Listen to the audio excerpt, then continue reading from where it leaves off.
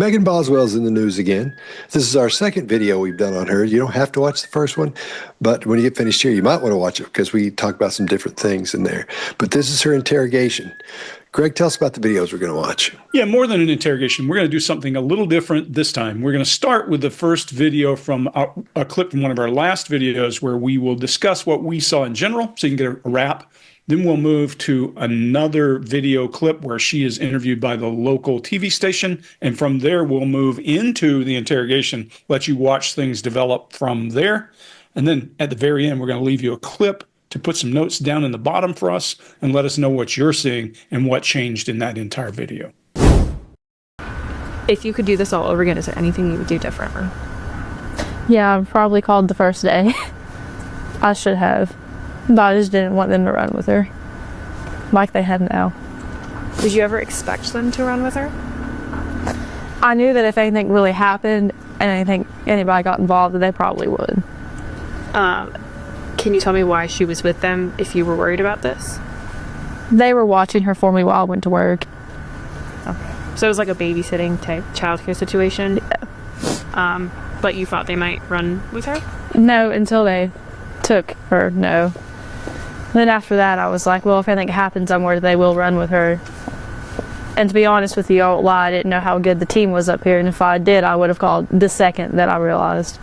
They are very good, like I said. They are doing everything they can, and I'm very confident in that. And that makes the situation a lot easier. Now, that's not the videos, the set of videos we're going through. That's from last week, just so the viewer understands that. So what do you guys think?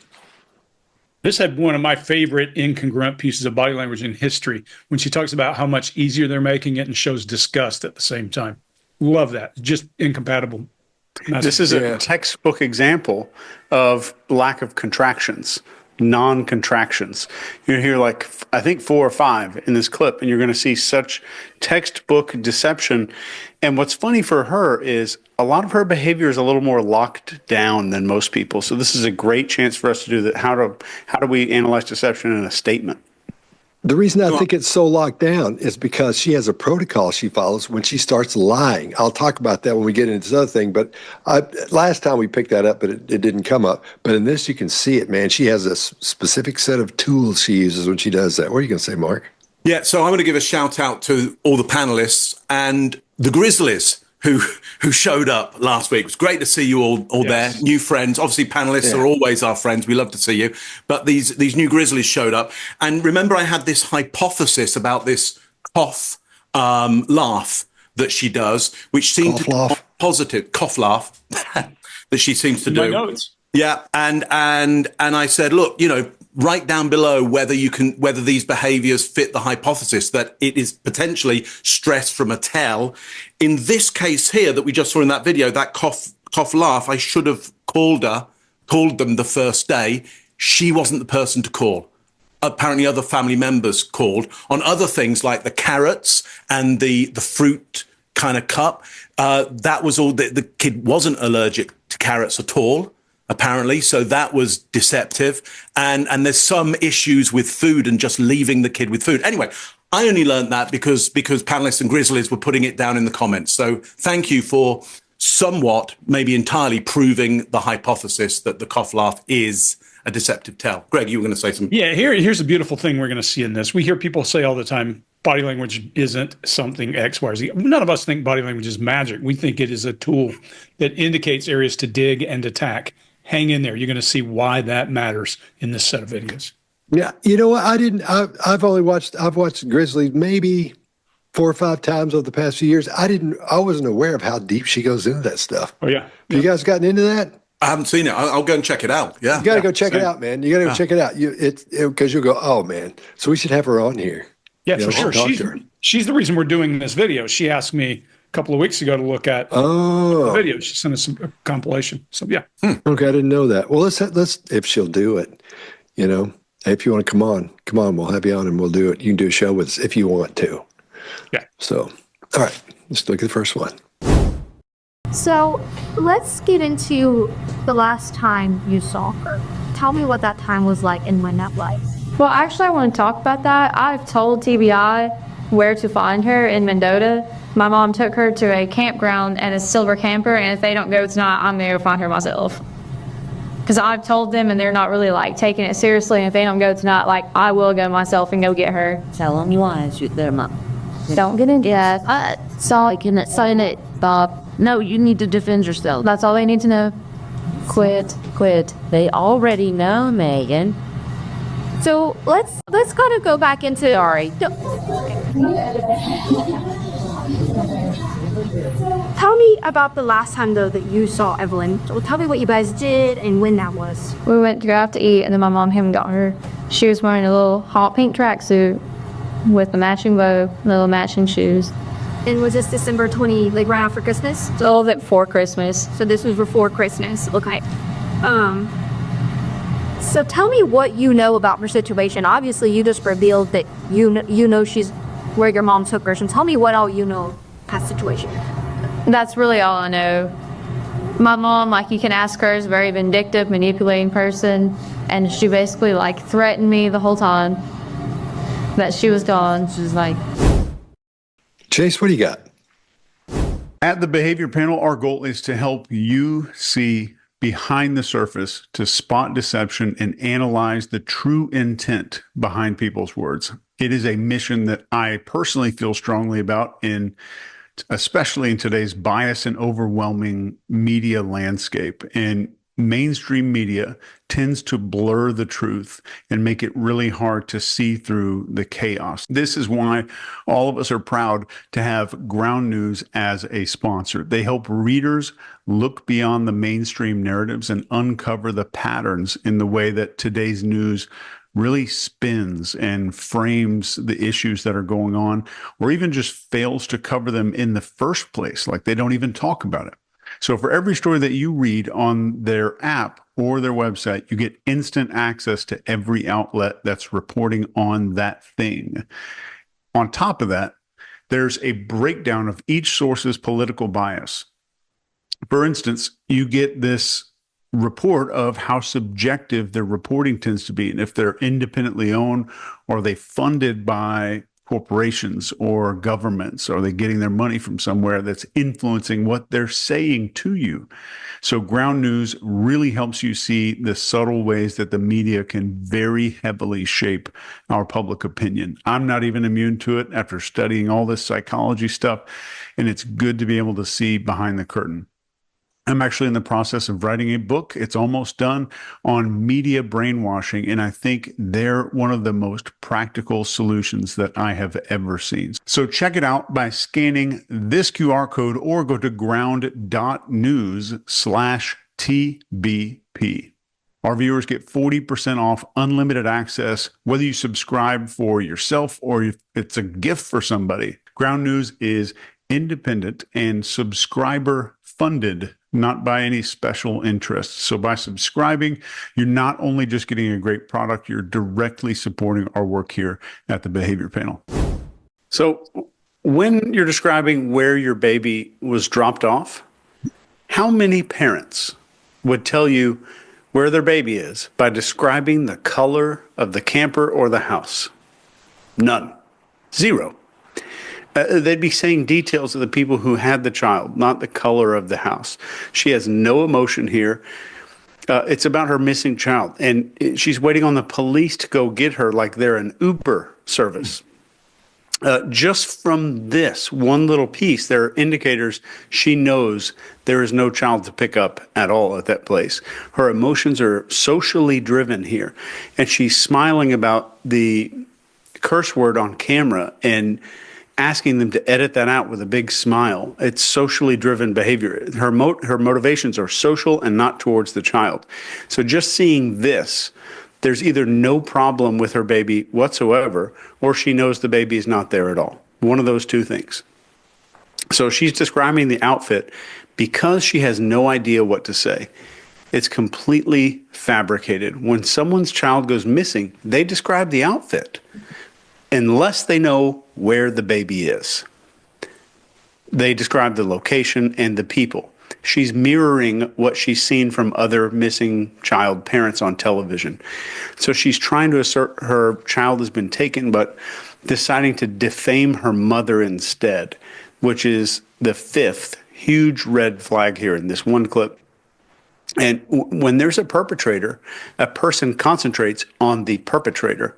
So a person concentrates on them alone. And if the focus is not on the victim or the perpetrator, there's very unusual amounts of attention paid to other details that do not matter here, which is a giant problem. The details she's giving us are not the right details. They're not about the thing that's important.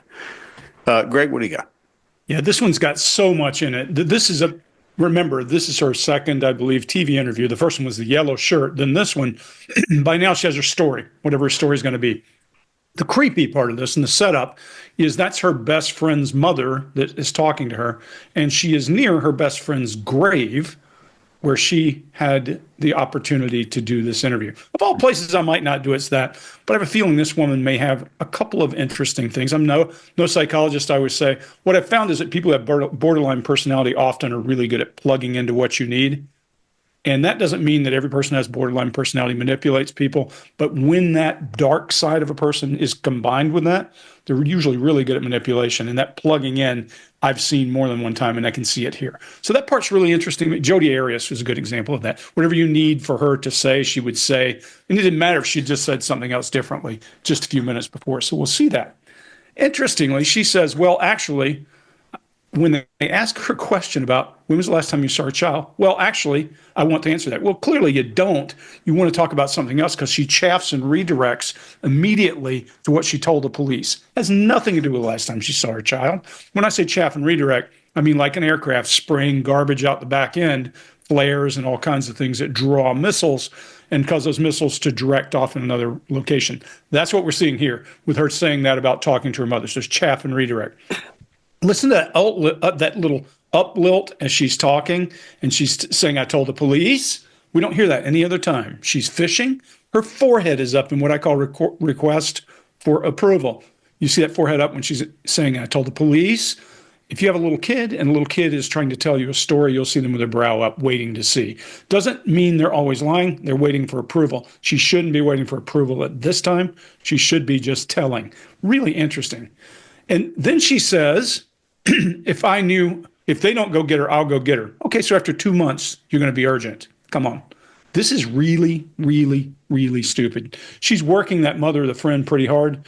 And you can see, for the first time, guys, you always know I say I don't see micro expressions because my eyes just don't work that way. Something changes in her brow right there and gets really tight and a wrinkling of the eyes as she goes, her mom came to get her. That's really interesting. And then, Chase, I'm with you. She has all the passion of a catalog as she describes this kid. You know, I have cars, old cars, and I've got an Impala catalog, and you flip through there and it says, these are rich leather-toned seat covers. That's about like saying bright pink jumpsuit. And it's about that much passion. Just an awful, awful, awful job all the way around. Mark, what do you got? Yeah, so look, Greg has given you a litany of indicators there of stress and some other issues as well. Of course, we all know there are no single indicators that can tell you that anybody is lying, is being deceptive. There are indicators of all kinds of things, including stress, of which being deceptive, creating a story, especially when a crime's committed, is incredibly stressful for a human being to do. There are some human beings out there that are going to experience less stress in that situation, but still it's pretty stressful for them just on a cognitive level, just on like making stuff up. If anybody has ever said to you, hey, make up a story that's never happened, suddenly you're going, oh, well, what kind of story do you want? I mean, what are you looking for? You're suddenly worried about the quality of your story, even when you're not, trying to get out of a crime. So it's stressful. And so we're looking often for those stress indicators and other things, and putting them together in groups, in clusters, as we call them. Greg, I've got many of the same that you have there. She frames her answer. Well, actually, there's lots of uptalk, including that police, where she hits a level that I don't see in the baseline of her elsewhere. So there seems to be a lot of peak uptalk there. Obviously, uptalk is a cultural thing. Some places in America, some ages of certain people in America will uptalk more than others. It's one way of showing that you're part of the group to uptalk. In fact, I would say it's a way of sharing power to do uptalk. So you're never oppressing anybody with your view. You're always asking for approval on your view. It's a great way to make sure you don't step on anybody's toes, and you can share power. And therefore, teenagers will often use uptalk in current America in order to share power a little bit. Anyway, what else do I see? I see the eyes in shade, so the eyes going down, but also threat checking as well to work out, are you getting this? Are you buying this? Is this good for you? Got one half of the face more in shade than the other with the hair down. Now, I do see her with that hairstyle in the first video, but we can see more into her face there.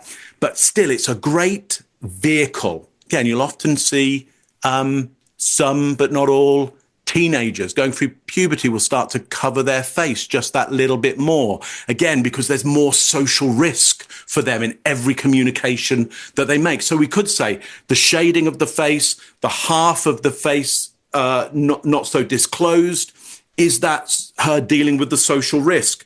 We've got the eyebrow raises, as you were saying, Greg. Again, trying to check, are you buying this? So again, assessing the social risk of that, approval, chin tucked in and down. And then all the time as well, a general pleasantness about her, really, really kind of pleasant smile and pleasant air around her.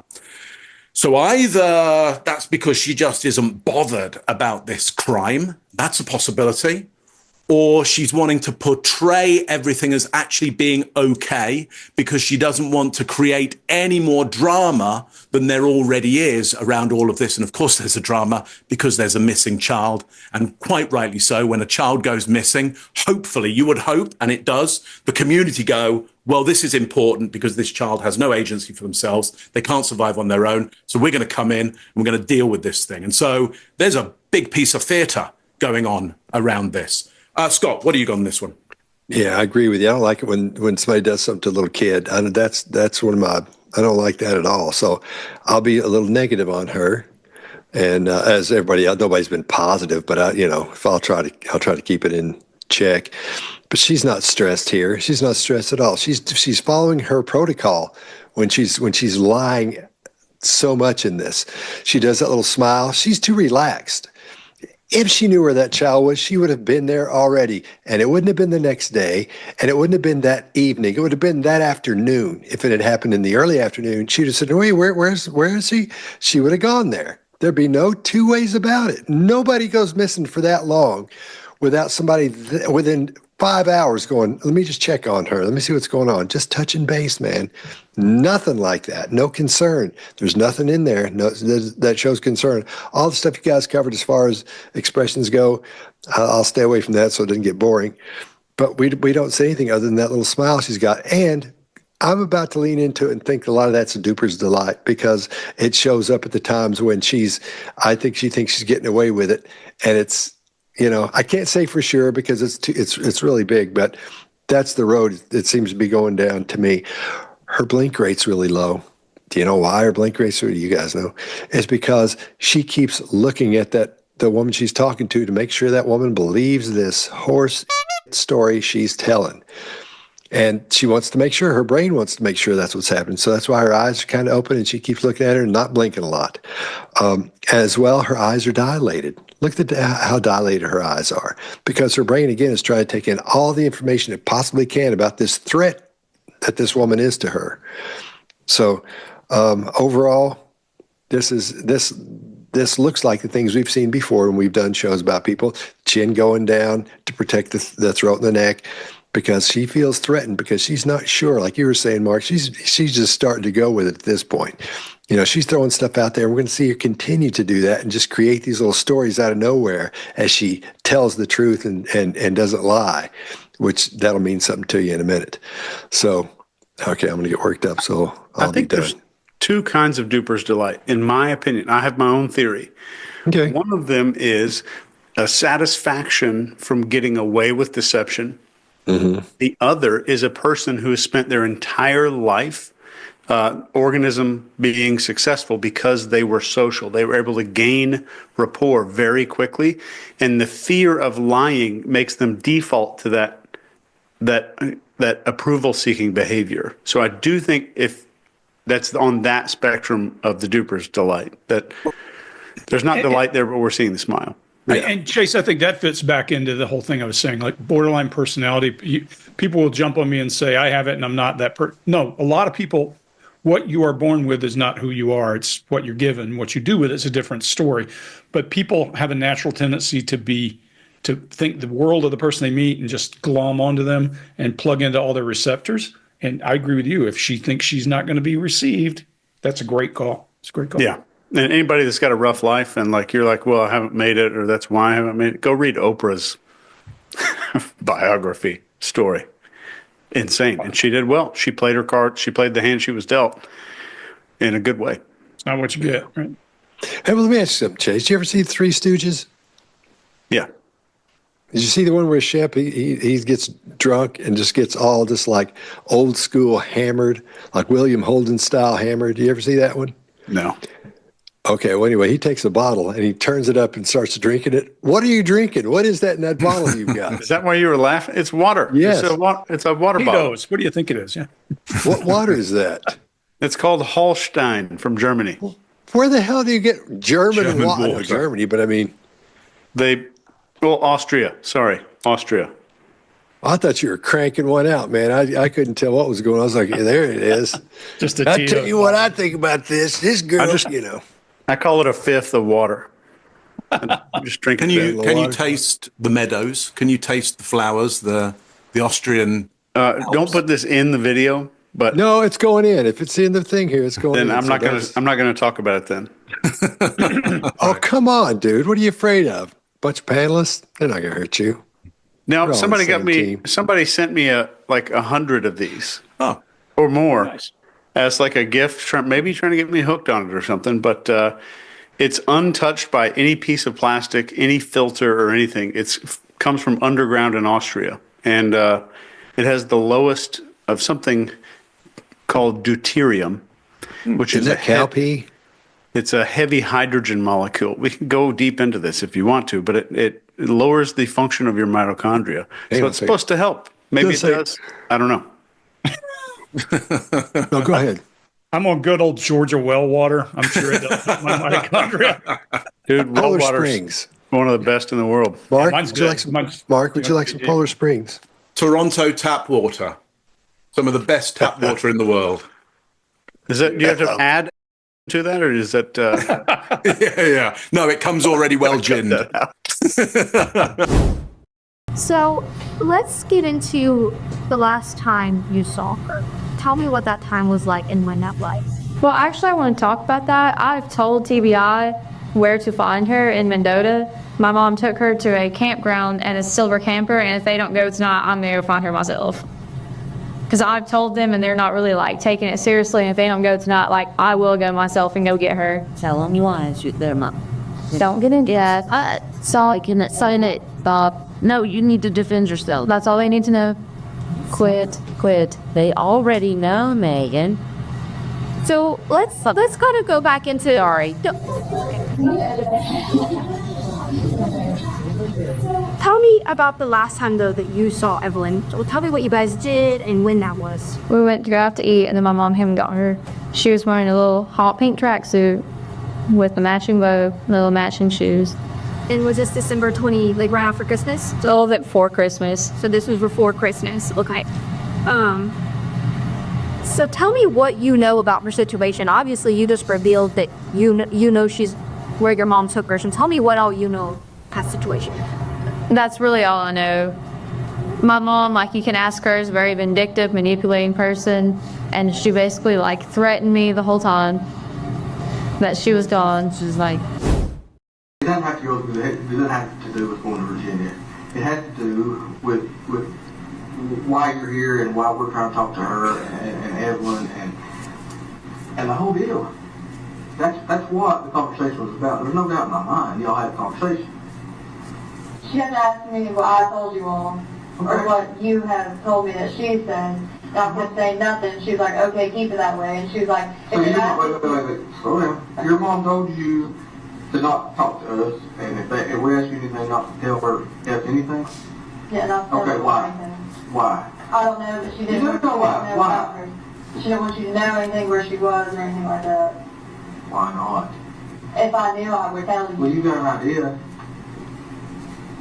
Well, I really didn't think of it until Dad told me today. You got an idea. Maybe Ethan gave Evelyn Listen to to her. me. Listen. You know. You know. Maybe Ethan gave Evelyn to her. What makes you think that? Well, I mean, she's kind of just taken off. When do you think Ethan gave Evelyn to Angel? Maybe before he left her back. Let's Me and my mom weren't really like on a talking day-to-day basis at that point, though. Well, let's just assume for a minute that's true. Okay. Let's say Ethan has Evelyn on the 26th. We'll say the 27th. He says, Angel, here, I've got Evelyn, you come get her. Okay. Why didn't Angel, why didn't your mom tell you, hey, I've got Evelyn? I don't know. Did your mom tell you she has Evelyn? No. I even asked her, and she just kind of get mad at me. When did you ask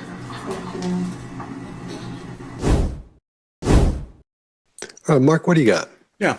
So I'm just going to introduce everybody here. I mean, not everybody here, guys. You can exclude yourselves from this one. But certainly if you're new to the behavior panel, a couple of terms for you, which is maximize and minimize. When somebody is maximized, let's just suggest they're taking up as much room as they possibly can, or a gradation of that. And when they're minimized, they're taking up as little room as they possibly can, or a gradation of that. And this is a lovely image of somebody who is maximizing. You've got the interviewer there who's really kind of opening his body up. The legs are spread, his arms are out here. You'll see his elbows pushing out into often this kind of I'm bigger than you thought I was gesture. It's taking up a lot of space. And you've got the subject there, and she's right in tight. Minimized, head down, yeah, lowering, gravity is taking her over, she's squashing herself in. Look, we could say kind of generally, if somebody is maximizing, taking up a lot of territory, they're possibly confident, possibly very overconfident. There's gradations of this. In a certain situation, they might be maximizing too much. If somebody's minimized, they're taking up less territory, they're maybe a little less confident. Again, there are gradations of that, and also situations that you might be able to imagine where you go, hang on, but you could minimize in a certain situation, and actually that might show confidence. And it could. Okay, so all body language is situational. And here's what I'll lastly say. There's no bad behavior, just results that you wanted or didn't want. Okay, there's no bad body language. There's just results. And those that you wanted, an effect that you wanted or an effect that you didn't want. So when you go back to look at this video, think, is the interviewer's maximization serving him well and serving this process well? It may be too early to say at this point. And is her the subject's minimization serving her well? Is it doing a good job for her? Again, maybe too early to say, but certainly that's something that I look at. Maximization and minimization, no judgment on it at all. I'm just going, is it helping them get what they want around this? Scott, what do you got on this one? All right. So now her hands are under her legs. You know, she's trying to, it's a way you adapt. For people who are watching for the first time, another thing we talk about a lot on here are adapters. And adapters are the ways you get rid of that built up stress and tension. Some people do this, some people do that, and they'll squeeze, or you'll see their hand doing this and they'll squeeze like that.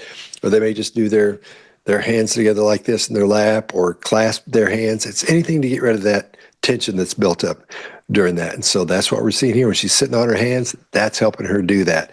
And she's really still. She's been, except for when she's outside, this is the most still she is when she's sitting in this interrogation, the most still she's been so far. And after he brings up the child being with an angel, we hear that classic phrase of hers that we hear all the time other places, I'll be honest with you, or to be honest with you. So you've been lying up to this point, but now you're going to tell us the truth. Okay, well, let's get started with the truth now. So it doesn't mean she's lying. Some people just say that out of habit. You may say that all the time, and it may mean nothing. But in this case, I think since she's making these things up, she's just throwing a bunch of stuff out. And when she gets new information, she goes, well, to be honest, here's what really happened. So that she thinks that gets her off the hook for not being honest up to that point. Then the detective says a classic interrogation line when he says this phrase, and you learn on day one, I've been doing this a long time. And I've talked to a lot of people that are sitting right where you are. And I can tell when somebody's being honest with me or not. That's one you just, that's a little piece of paper and you can just bring it out and read it every time you go. It's every time you read them because you always say that because you want them to think, you want them to know this isn't your first time you've done this. This is nothing. For them, it's new, and they're a little bit nervous and put off a little bit. But you can say, look, man, I do this all the time. This is what I do. I can tell when somebody's not being honest with me. And this is what it looks like. That's what we're doing right now.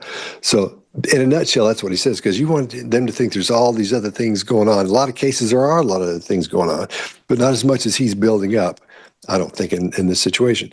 So that's a great little phrase that you'll hear, that we hear, I guess, quite often in these interrogations as well. So I'll leave it right there. Yeah, I'll leave it right there because I know Mark did a couple of things I was going to do, and then Chase, what do you got? Yeah, so that makes perfect sense. Everything that y'all have said, I totally agree. And with both of y'all have said, talking about this small hand movement, and Mark, you were talking about how sometimes that can be in confident people. One of the people who does this, who also has maybe one of the most confident body language of anybody I've ever seen on TV, is Timothy Olyphant, as an actor. And man, he's got some of the greatest, if you ever want to study confident body language, not that applying these symptoms of confidence will give you confidence, because people say that on YouTube all the time. You don't get a cause from adding symptoms, but that's a whole nother deal. But I completely agree. And I know that phrase that I learned in the first time I ever studied interrogation was, I've been doing this a long time, and if there's one thing I know, it's when I'm not getting the full story. Where you're not just saying they're a liar, you're kind of just hinting there's maybe something's missing. Maybe you made a mistake a few minutes ago. But he asked, do you think Ethan gave Evelyn to Angel?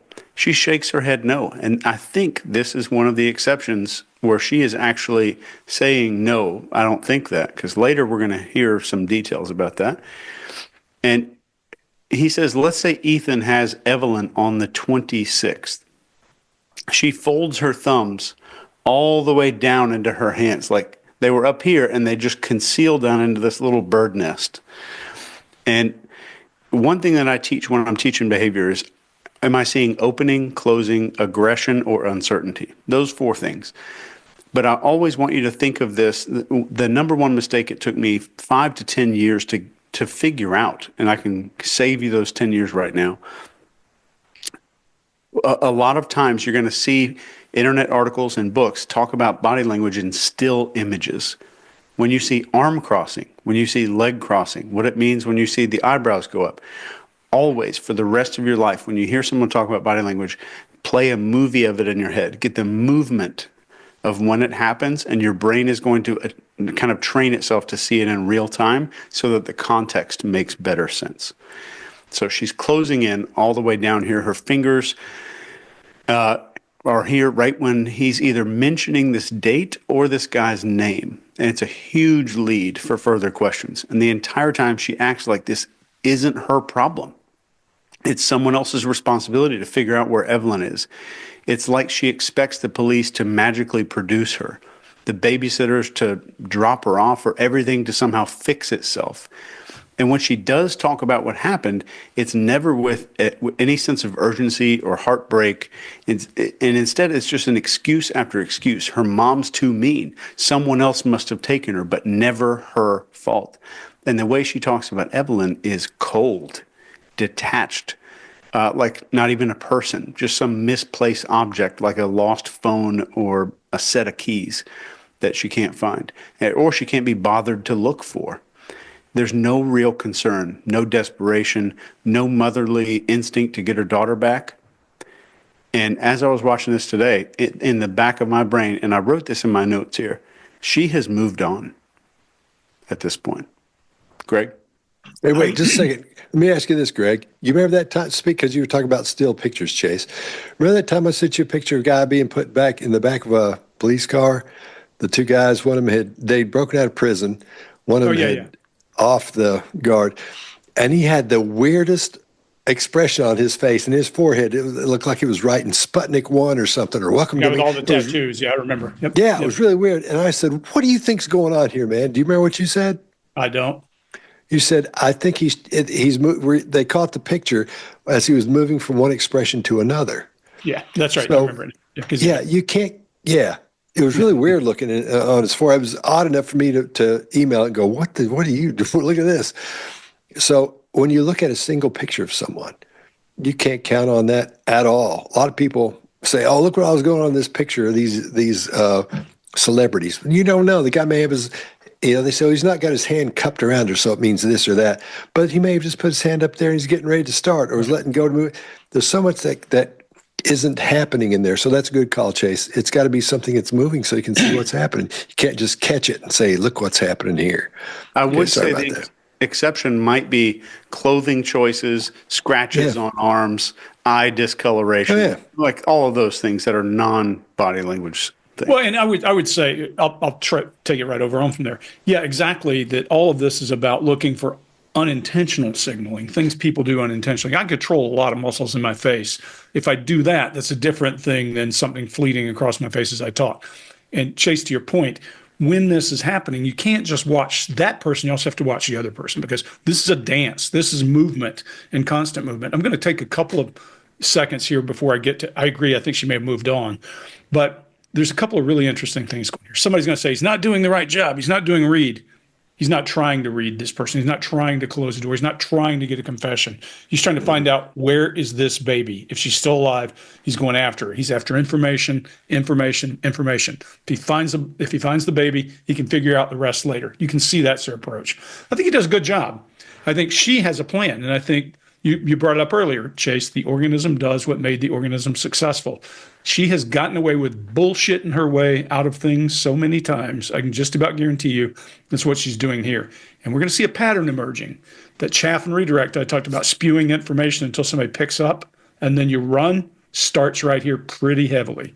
And what she's trying to do is scatter a whole bunch of information out, see what sticks, then take that and start building her story. Watch her, starting right here, you can see it. She starts to chaff, and this officer does a masterful thing. He says, slow down. That's Southern for, wait a minute, hang on. You need to shut up and listen to me. That's exactly what he's doing. He stops the chaff. It's a beautiful thing. And let's talk about Scharf for just a minute and about Reed. People will say Reed and Scharf, they're not separable, because if you're any good at Reed, you're also going to be using psychology and all of that and trying to get it through to the person. What you call making it your own, Scott, is really about using those psychological ploys to get the person to feel more comfortable before you just ramrod them. Because if you run down a checklist, while it is a process, it's very clear to the person what you're doing. So it is a process. What you notice with her is, I agree with you guys, she's got her hand between her legs and she's doing a whole lot of adapting. She uses that push-pull word for honestly. And I agree with you, it doesn't mean dishonesty always. It is just a rock to turn over and make sure there's nothing hiding under it. When somebody says honestly, I go, hold on. I did a British TV show called Guantanamo Guidebook. And there's a kid in there who I asked how he made his living. And he was the guy who was the key to the whole story. He said, I just earned an honest living. Whoever said that in their life? And so I started poking and prodding, and his body language started coming apart. It was an interesting one. But she's good at paying attention to what they need to hear, and she's trying to plug into their adapters.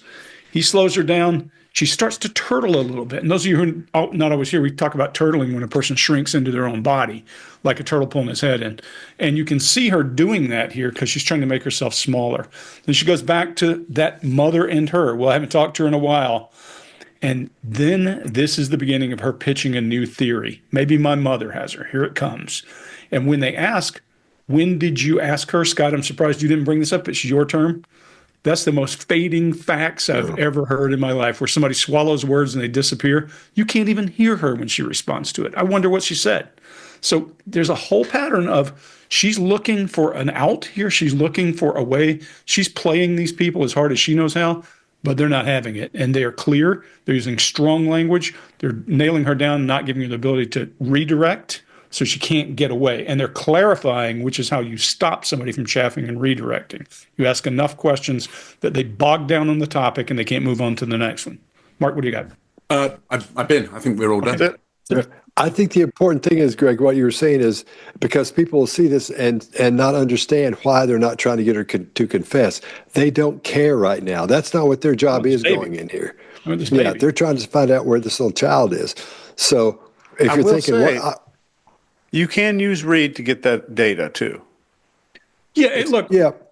Agree. Any interrogation technique you can use to get it. Agreed, Chase. Read has a place for it, and you're collecting data as you go along the way. But what they're not doing is close the door. They're not trying to close. I agree. You can do a monologue that will help if the person's receptive to a monologue, but she's not there yet. Yeah, but so listen to how many times he says, "We just want to know how with the health of this baby. We want to know where the baby. We're trying to find."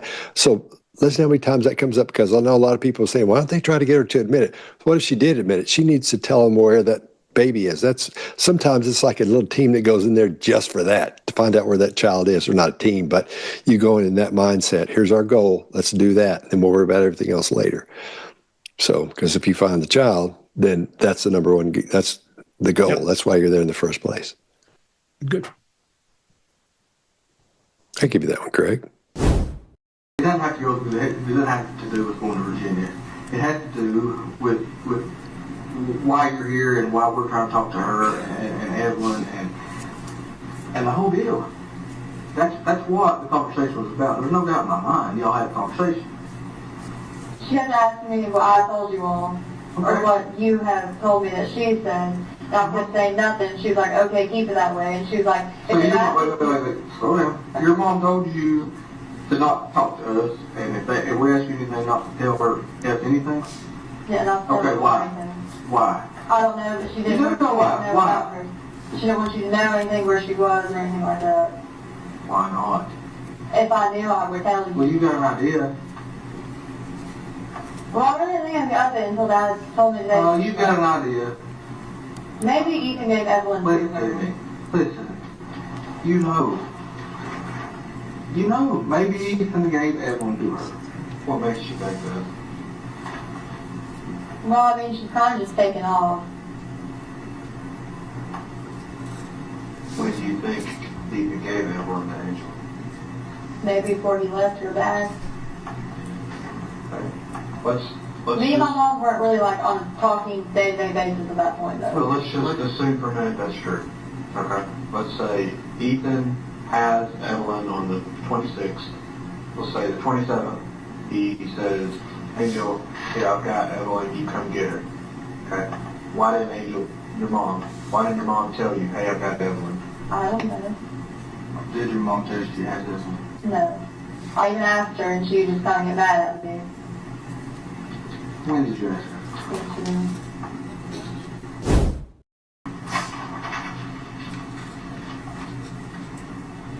Hear what you said just a minute ago. Maybe Ethan gave Evelyn to Angel. That's what you just said. Maybe. No. It's not how you, that's what you said, but it's how you said it. Okay? I don't know for Listen sure. to me. Listen. I'm going to be honest with you, man. Let me talk. Okay. I've been doing this a long time. I've talked to a lot of people. They're sitting right there in the same position you are. I know when you're not being 100% honest. Just like I knew yesterday when I told you that you didn't run out of gas and walk down the road. Mom dropped you off. I knew that. I know you told me one thing, but I knew something else. Okay, well, I'm going to be honest with you, okay? I don't know for sure, but that's just my gut feeling at this point. What if we reworded that statement a little bit? Okay. What if we reworded it to say, maybe Maggie gave Evelyn to Angel? I did not. Me and Mom were talking at that point. What on the editing point? No. the only time that she's ever kept Evelyn is one time she kept her overnight for me, because me and my were into it, and she was at her parents'. I didn't really have anywhere to stay, so I slept in my car that night. But Evelyn was inside the house, and then she kept her for me for maybe like a couple hours a few times. What if there was a time that you couldn't get in touch with Ethan and you needed a break? No. Maybe you went to your mom, said, here's Evelyn. No. And you trusted your mom. No. And she never brought Evelyn back. Not possible. Not possible. All right, Greg, what do you got? So here we're going to see her do something interesting. This is her innate ability to glean what people will accept, whether it's from some disorder, whether it's from experience, or it's from really crappy parents that she had to learn to work or had to learn to work around. If she lived in a really bad environment, she could have picked up the skill, but she is innately has skill to read people. When I'm watching this, I'm thinking it's a shame she's such a piece of shit and killed her kid, because she has some talent that could apply to what we do very effectively. If you can pick up on things as quickly as she does here, you would be very effective as an interrogator. But let's talk about her body language a little bit, and then I'll tell you why I say that. She's gone from this comforting hands to between her legs where she's rubbing and smoothing to now she's locked down. She's sitting on her hands. Mark, I'll leave the joint protection to you because that's your space. But she does, again, that honesty, that honest push-pull word. She does it many times. It's not always a red flag. It's often a yellow flag. And like I said before, just turn that rock over and make sure. Again, he's not trying to get a confession. He'll get a confession if he finds a body or finds the kid somewhere it shouldn't be. So that's a way to look. And he's using some things here to tell her. I've used it before, exactly what he's doing, where he says, I knew yesterday you were lying to me about you getting here from a broke down car and walking. I knew your mother dropped you off. That's we know all. And we know all is one of the hardest interrogation ploys to do, because all you have to do is say one thing that's not true and the person know it. And you go from we know all to we don't know shit, and you're done. That minute you are out of the room and somebody else has to go in.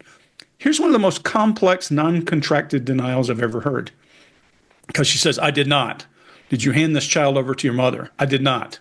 And her cadence changes. There's a whole lot going on.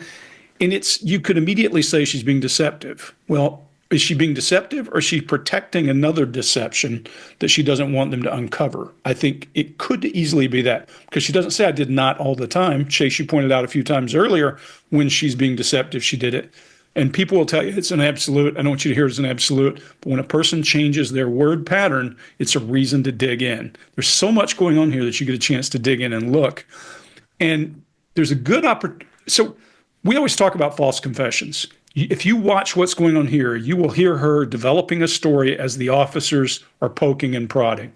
Now imagine if I'm poking, prodding, and adding information you shouldn't know into it. You can easily get a false confession. The person feeds it back and they're shared guilty knowledge. So it's an unscrupulous interrogator can intentionally feed you the wrong information and give you information that can get you convicted. That's not what's going on here. He's pushing her,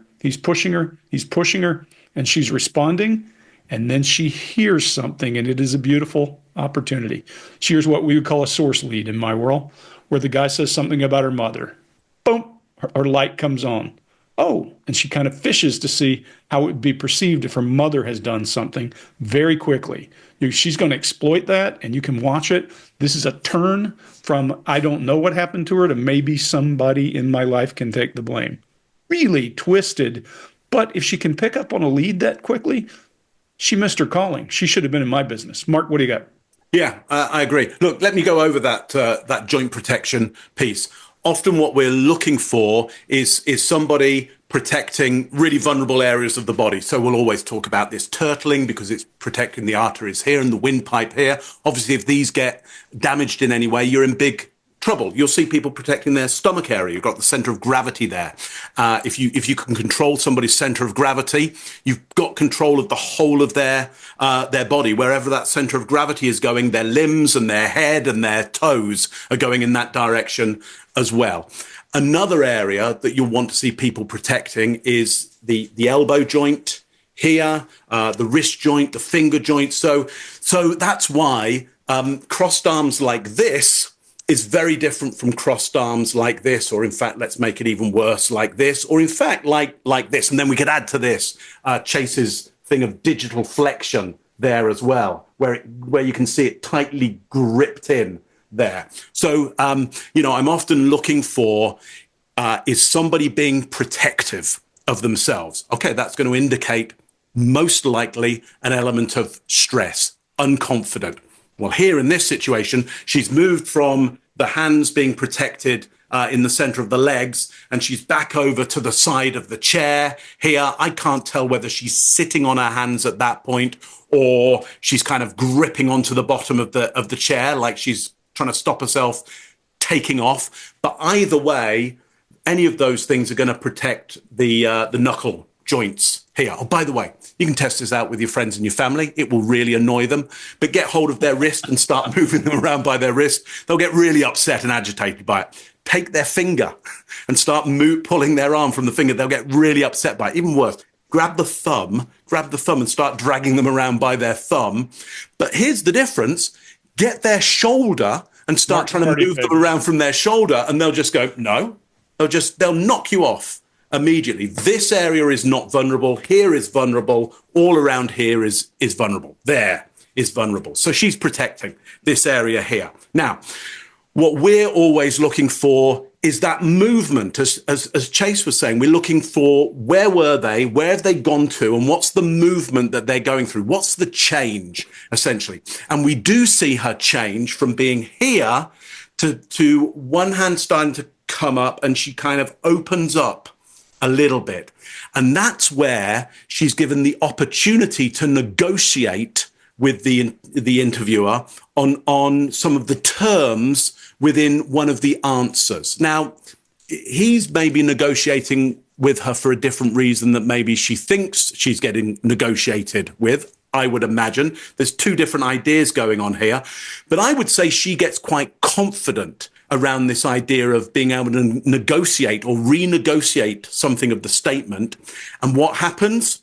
She holds her ground and she says no to every piece of negotiation that he brings. I think she's now, just as you say, Greg, she's smarter or let's say more emotionally intelligent in many ways than many of the people who we see sitting in that kind of position.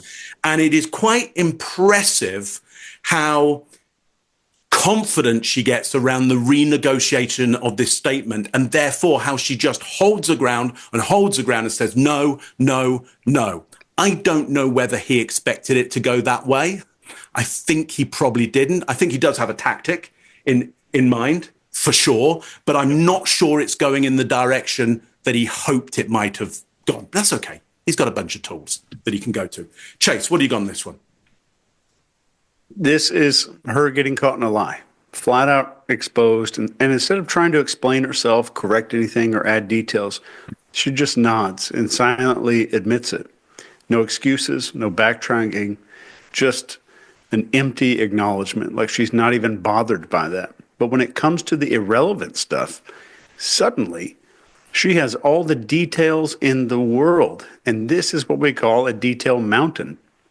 She piles on unnecessary information in areas that don't really matter. And she's creating a detail valley where it does matter. And where's the biggest detail valley? Right around the missing child. The lack of detail is a giant red flag. And in NCI, which is the system that I teach, this is called a cognitive break. When somebody avoids repairing their own lie, it suggests they lack any real memory to correct. So truthful people naturally adjust when they misspeak, and deceptive people usually don't because they're fabricating as they go. And one of the key principles in NCI is identifying those little knowledge gaps. If somebody truly believed others were responsible, they'd push for tracking and verification. Meghan never demands proof or offers logical ways to locate Evelyn. That's a big deal. That's a knowledge gap.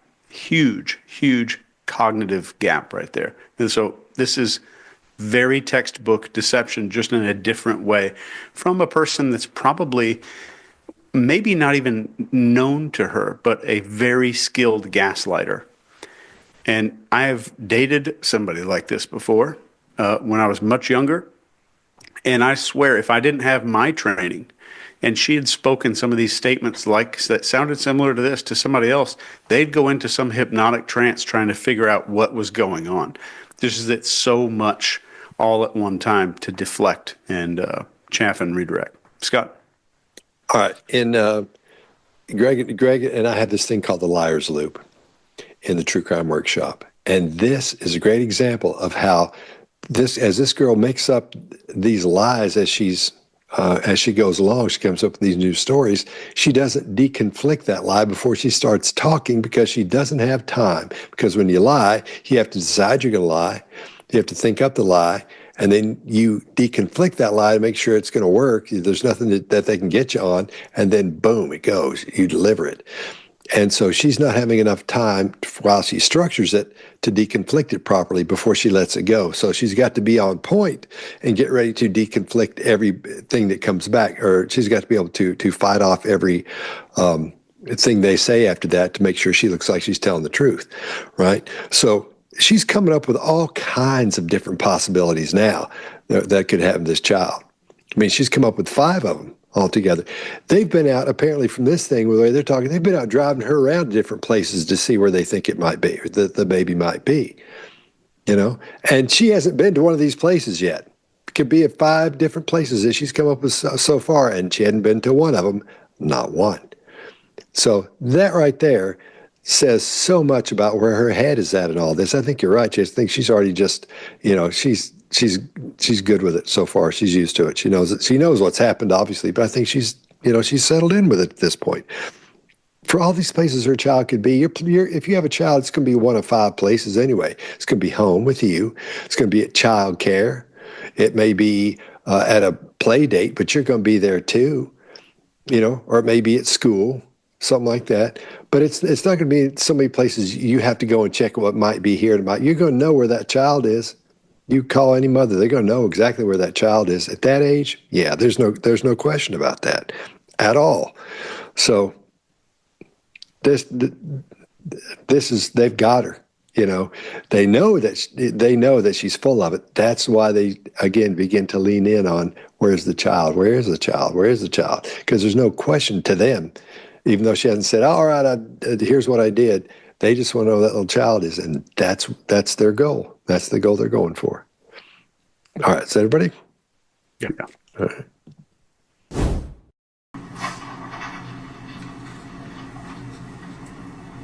Hear what you said just a minute ago. Maybe Ethan gave Evelyn to Angel.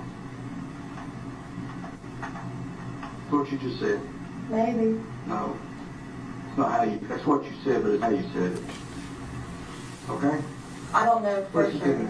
Listen. I'm going to be honest with you, okay? Let me talk. Okay. I've been in this a long time. I've talked to a lot of people. They're sitting right there in the same position you are. I know when you're not being 100% honest. Just like I knew yesterday when I told you that you didn't run out of gas and walk down the road. Mom dropped you off. I knew that. I know you told me one thing, but I knew something else. Okay, well, I'm going to be honest with you, okay? I don't know for sure, but that's just my gut feeling at this point. What if we reworded that statement a little bit? Okay. What if we reworded it to say, maybe Daddy gave Evelyn to Angel? I did not. Me and Mom were talking at that point. Well, at any point. No. The only time that she's ever kept Evelyn is one time she kept her overnight for me, because me and I were into it, and she was at her parents'. I didn't really have anywhere to stay, so I slept in my car that night. Sure. But Evelyn was inside the house, and then she kept her for me for maybe like a couple hours a few times. What if there was a time that you couldn't get in touch with Ethan and you needed a break? No. Maybe you went to your mom, said, here's Evelyn, No. and you trusted your mom, No. and she never brought Evelyn back. Not possible. Not possible. Did you try to find Evelyn? I tried to call my mom on every number that I have for her, and she's not answered. Okay. I have 3 numbers for her. Of all the people in the world, of all the things you could be doing to find Evelyn, you keep calling your mom. Why? Because I think she knows something. I don't know for sure. I'm not going to lie to you. Because don't be like you're not being 100% honest with me. I am. First time I've heard that. I've talked to you now for coming up on 5 hours. First time I've heard that. Maggie. So I can be in trouble for not saying that before. Look, we are concerned about Evelyn. We want Evelyn. What did I tell you last night? We will go to the end of the freaking earth and back. Like he told you, they've got 2 damn planes that put in the air.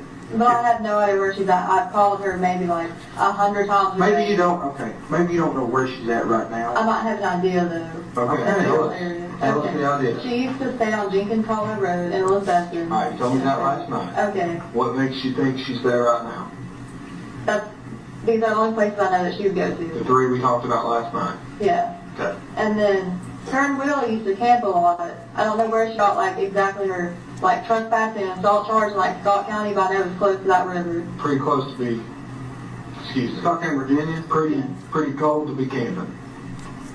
Will Okay. has a camper. Okay. Mendoza, Virginia, Scott County, Yeah. tell me where they're at.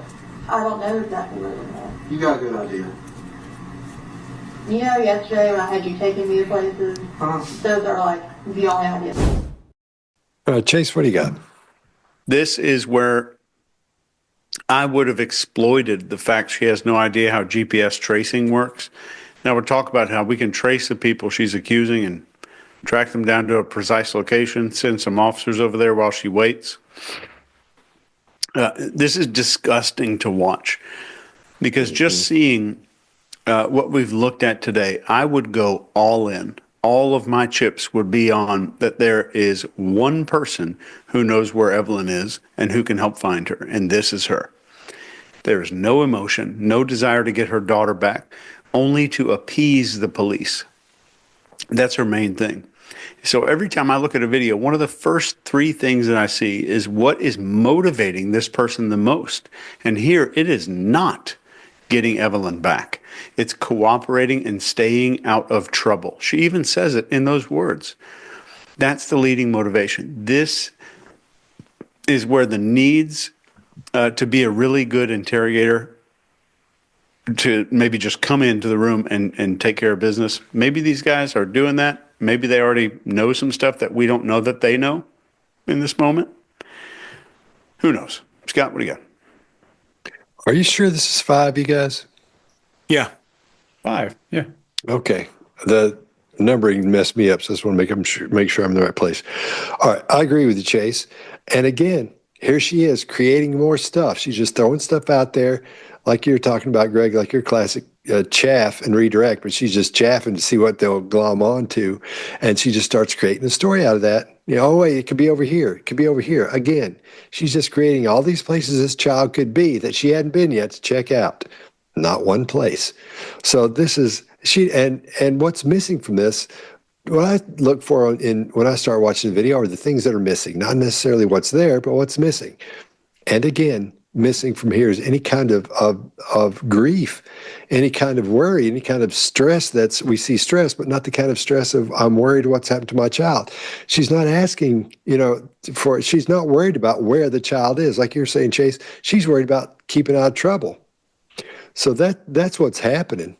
And then she just keeps making up stuff. It's like a little child, but she's so good at it because she's done it her whole life. I said it in the last video we did, what I thought she was full of, and I still think she's full of it. And she's a little you-know-what, because she's a manipulator.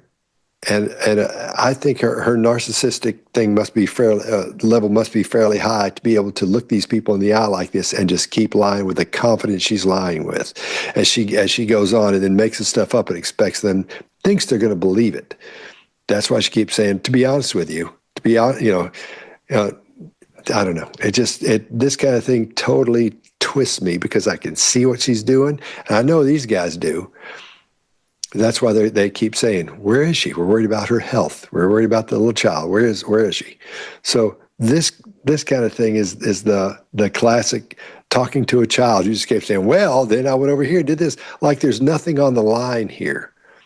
Yeah. She's worried about getting in trouble. She doesn't realize she's going to she's going to go away forever. Maybe she does realize that, but she's not coming on like that. She has no worry about that. So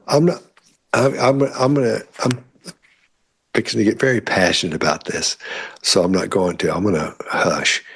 Mark, what do you got?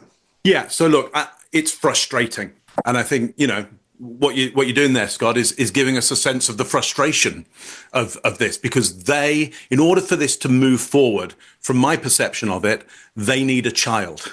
They either need an alive child or a not alive child, but they can't. That's the piece of evidence that they need in order for this to move forward, and they are at the moment entirely reliant on her to give them the location of that child. And so everybody's right. That's why they're so focused on look, just tell us where she is, because nothing moves forward without that. Absolutely nothing. Now, I think at the same time, she has a fairly good perception of that nothing moves forward unless she goes, here's where you'll find that child, alive or not.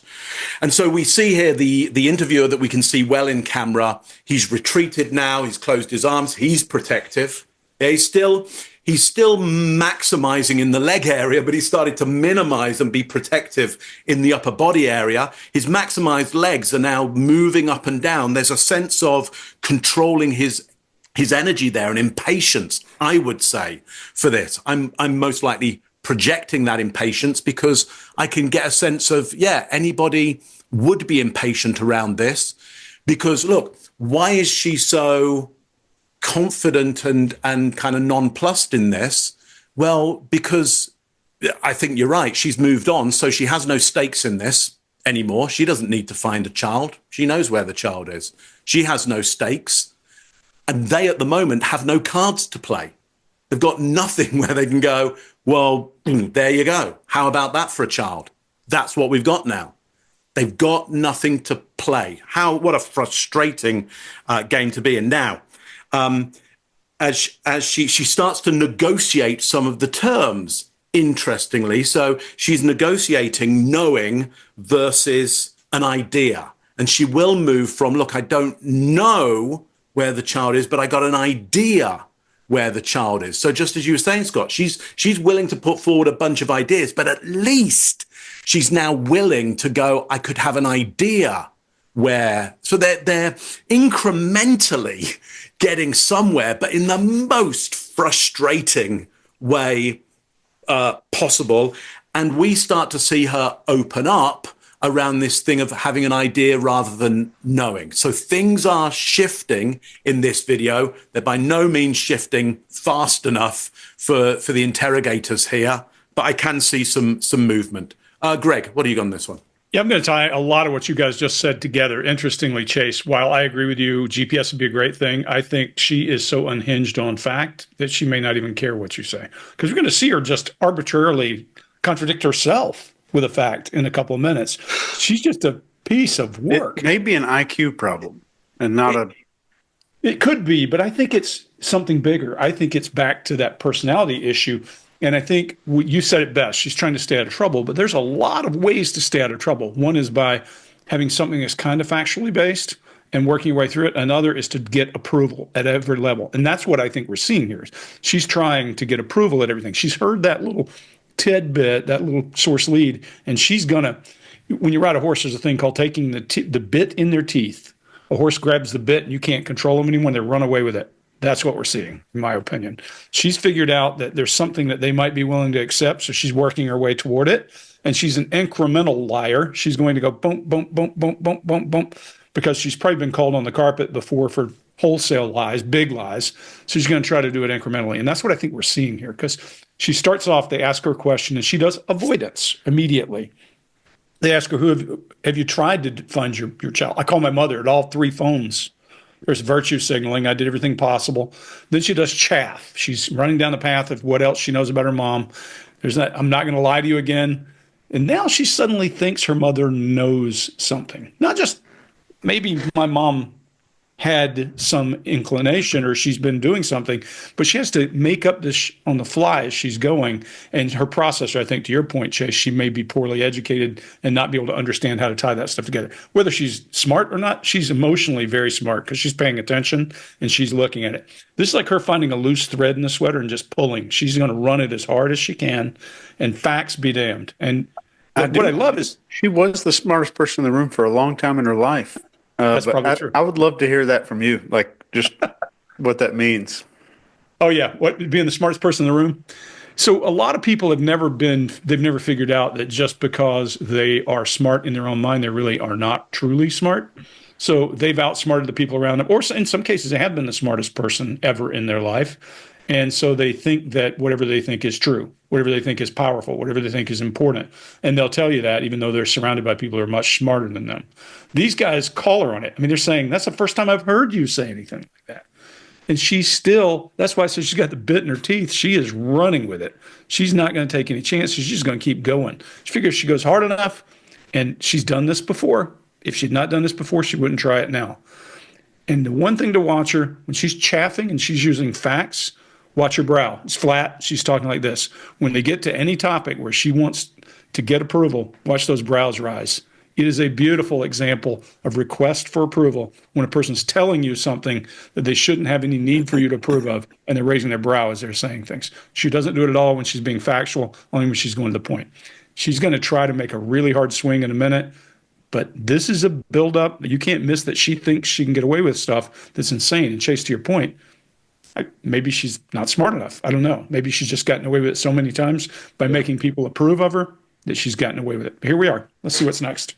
Hey, Greg, talking of that loose thread, if you take a look, she opens up and she starts actually picking Yes. like a loose thread. There's some really interesting kind of adaptation going on there. Yep, for sure. I got it in my next one, and you're right. She's balled up and pulling on that shirt. Yeah. She thinks she's got a path out, I think. I think these guys know the child's been gone for a while because there's no desperation here.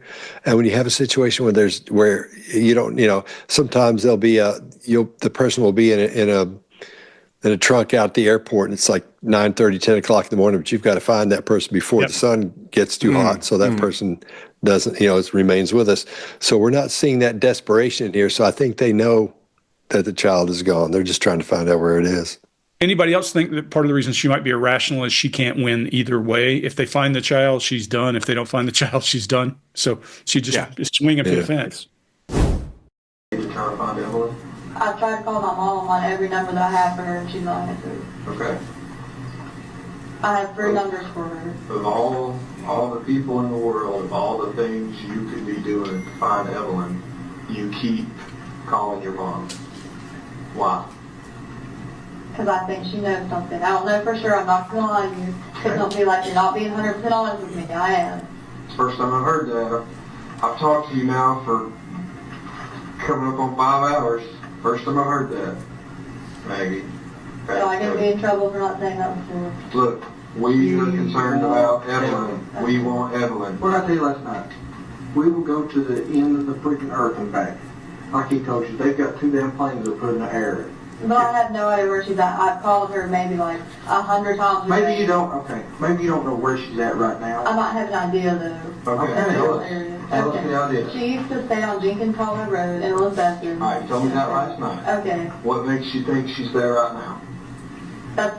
These are the only places I know that she would go to. The 3 we talked about last night. Yeah. Okay. And then her and Will used to camp a lot. I don't know where she got like exactly her like trespassing and assault charge in like Scott County, but I know it was close to that river. Pretty close to be. Excuse me. Scott County, Virginia. Pretty cold to be camping. Okay. Will has a camper. Okay. Mendoza, Virginia. Scott County. Yeah. Tell me where they're at. I don't know exactly where they're at. You got a good idea. You know, yesterday when I had you taking me to places, those are like the only ideas. Because I feel like it made me look like a bad mom, and I really didn't want like. Well, look, let me ask you this way. I don't think you've been in there to see how many people we've got. We're not exaggerating. The number of people in there pales in comparison to the number of people on the ground. We have an entire unit in Nashville, Tennessee working on this. We've got an entire unit in Washington, D.C. that's working on this, okay? Those people are stationed in offices. They're controlling people out on the ground. These people got people out on the ground. A bunch of people, okay? You say you think it would make you look like a bad mom, okay, or a bad person or whatever. Why didn't you just tell somebody a month ago, 3 weeks ago? Hey, The only person I've talked to about it is Mom. Okay. And she's told me that she talked to Ethan. Okay. Why didn't you go to someone? Did you see the extent? We got to tell me, have you passed the billboard that has the Amber Alert on it? Mm-hmm. They're all up and down the interstate. I bet I passed 3 coming in this morning. Passed probably 3 of them going home last night. Do you know how the Amber Alerts work? Sends out a text message to everyone. Okay? Yeah. People are willing to help. All right? Our first thought is not, hey, let's judge the mom and talk about how bad of a mom she is. Our first thought is, let's find this baby. Help us. Like I said, I don't know for sure that my mom has or anybody else. I would just tell you to get over with. All right, Greg, what do you got? So now she's going to soft pitch this big lie that she's going to make about her mom. This is what I love is watching an expert work. This is a person who has lied so many times that she can do it flat-footed and without ever thinking. There's so much circular logic in the way she talks here that only a person who's lied a lot of times would feel comfortable pitching this out and try to get around it. This is what gaslighters do. They don't have a clear line of thought. They just keep circular logic on you. So let's walk through a couple of those. I love Mark. You talked about last time about her unraveling the sweater. I noticed her pulling on that shirt sleeve. And I think it's because she knows they're onto her to some degree. And Mark, your laugh cough doesn't exist here anywhere in this video. It tells me she understands her target. She understands her mark. These cops are not her mark. And she's very clearly not laugh coughing. Now, she would rather be caught flat-footed for lack of action, and even if it contradicts her earlier story, just to save face. Now we're back to approval is in the core of her being. If your parents don't approve of you and you're living in a really crappy situation and you learn these skills, approval is going to be the whole thing. This is a whole new level of liar from most of what we've seen. I'll contradict my earlier story to cover a lie now. It's a beautiful thing. Everything that she's doing is just running around in circles. There's no facts to anything. And she says, what does she say? You mean the mom that you told me earlier you were talking to, you haven't talked to in a long time? How does that work? I haven't talked to her in a long time. I wasn't talking to her at the time. And she's also now starting to shop her mom just a little bit. I say she's shopping, throw mom under the bus just to see if it'll work. And then she says, if I knew for sure, I would just tell you. That's a play and a test of the water to see. She's saying, is this at all believable to you? And if they say yes, she's going to swing for the fence. And I got a feeling we're going to see some wild swings. Scott, what do you got? Yeah, I agree with you. Well, here's another familiar phrase for interrogators. You wouldn't believe how many people are working on this. We've got people in Washington looking at this. We've got people over in Nashville looking at this. We've got so many people. So it's like, I don't mean to laugh. I shouldn't be telling this. But you want to make it look like there's an army working on this and there's no way that they're not going to find out what's happened or find out where that person is that you're looking for. So that's also, yeah, that's a day one as well. Just so you know. You know how many people are looking at this? Yeah. It's man, it's unbelievable. So I think that Amber Alert got her when they bring that up, because she knows at that point everybody is aware of what's happening. So that adds on to, you wouldn't believe how many people are working on this, because once you do that, all of her friends know, all of her family knows, everybody that's involved with her or around her in the state of Tennessee knows, well, in the surrounding area knows about that child missing, and anybody that knows her knows the name of that child and what's going on. So I think that kind of bothered her there. So, and then she's still goofing around with her sleeve, but her cadence, voice tone, volume, all that is fairly stable. You know, again, no stress from, not knowing where a child is. No stress from that, no worry, no concern about anything else. She's just, but at the same time, she's sort of locked down and just answering. And she never really looks at either one of these interrogators straight on. She's always looking to the side at them. All she's got to do is do that a little bit and just like, yeah, I know, because they're all like, yeah. And she's to the side, just giving it one of those. So she's protecting herself. It's so obvious. I mean, I think she thinks it's obvious, but I get, like you were saying, Greg, she's such a good liar, man. She's so good at this because she's done it her whole life and she's gotten away with it. She's been successful at it. And these are easy to spot once they get to going like that. And I think they saw it early on, and know what they're dealing with. And she's following that same protocol she's been following the whole time. Watch what she does. She'll get that little smile on her face. She'll talk about being honest. Well, now I'm going to tell you what's really happening. Here's what really, a lot of that, just out of nowhere. Here, I'm going to tell you now what's happened. Yeah, because they catch her in something. And she's got to move out of that. She's got to wiggle out. And that's the way she's getting out of the hold, is squishing out and saying, okay, well, here's what really happened. No, but they still have to, they can't turn up the volume, the wind up to maximum the volume and the aggression on her, because they just want to find out where that child is. That's all they're going for. So I'm sure it's really tough. And she's also back to that duping delight where she's smiling. So this whole thing just it's not sitting well, I don't think, with anybody. But I think they found out early. They decided what was happening early on. It was obvious, and they're just trying to find out what the child is. Chase, what do you got? Man, y'all took more of my notes. That's happened to me the last two videos than ever before. And yeah, I totally agree. And Greg, I have in my notes here, story shopping. Yeah. And that's what's going on. Exactly that. Yep. And there's still the emotional affect of having done something wrong, like steal a pack of gum and trying to talk your way out of it. That's the back and forth that we're seeing here. There's nothing here.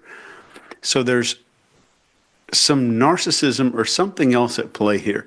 And some people are naturally less expressive, but when a mother doesn't show concern for a missing child, it's a very bad sign. A very bad sign, about 100% of the time. And lying to cover your tracks is one thing, but some of Meghan's lies didn't even serve a real purpose at all. Some of them were purposeless. So that suggests you may have a deeper problem with compulsive lying. Maybe. She may not just be lying for self-preservation. This could be a long-term behavioral pattern.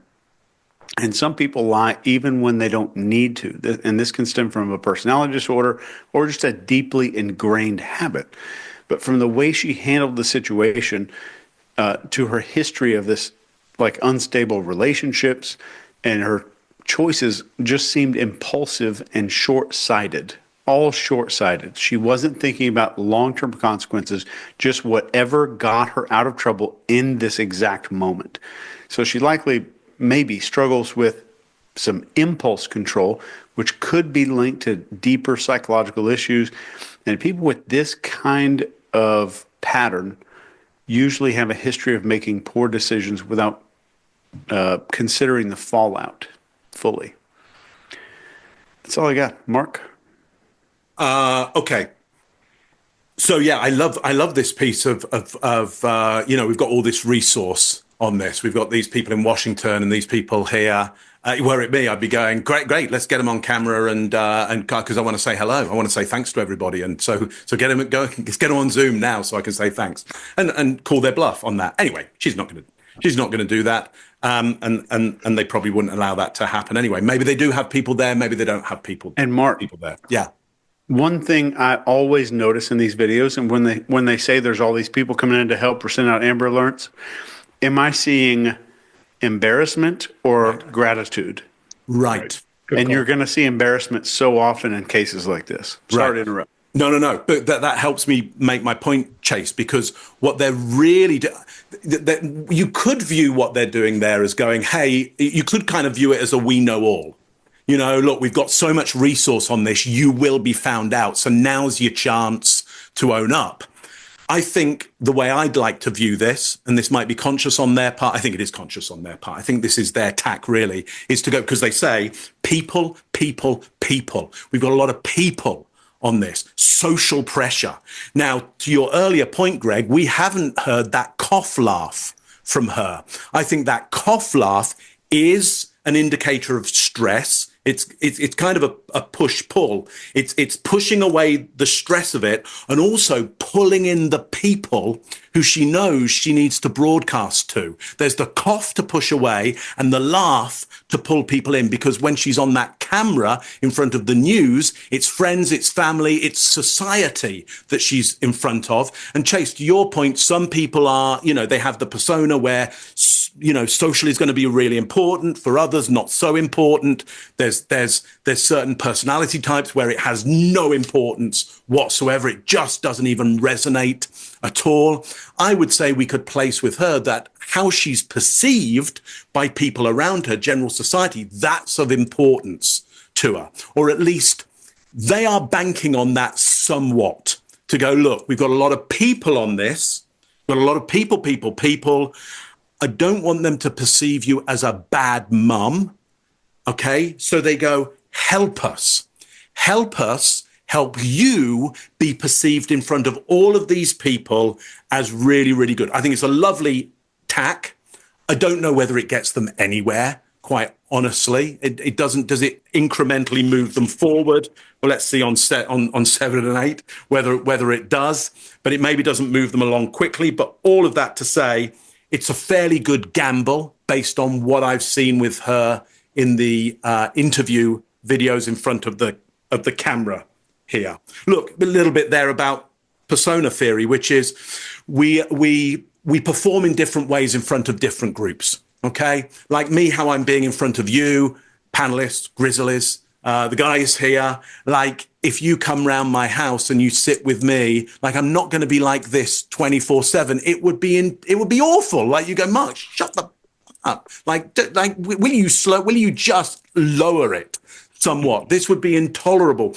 But for me, and I think for you, it kind of works for a certain period of time for you and me to get what we need out of this, essentially. But I'm not like this all the time.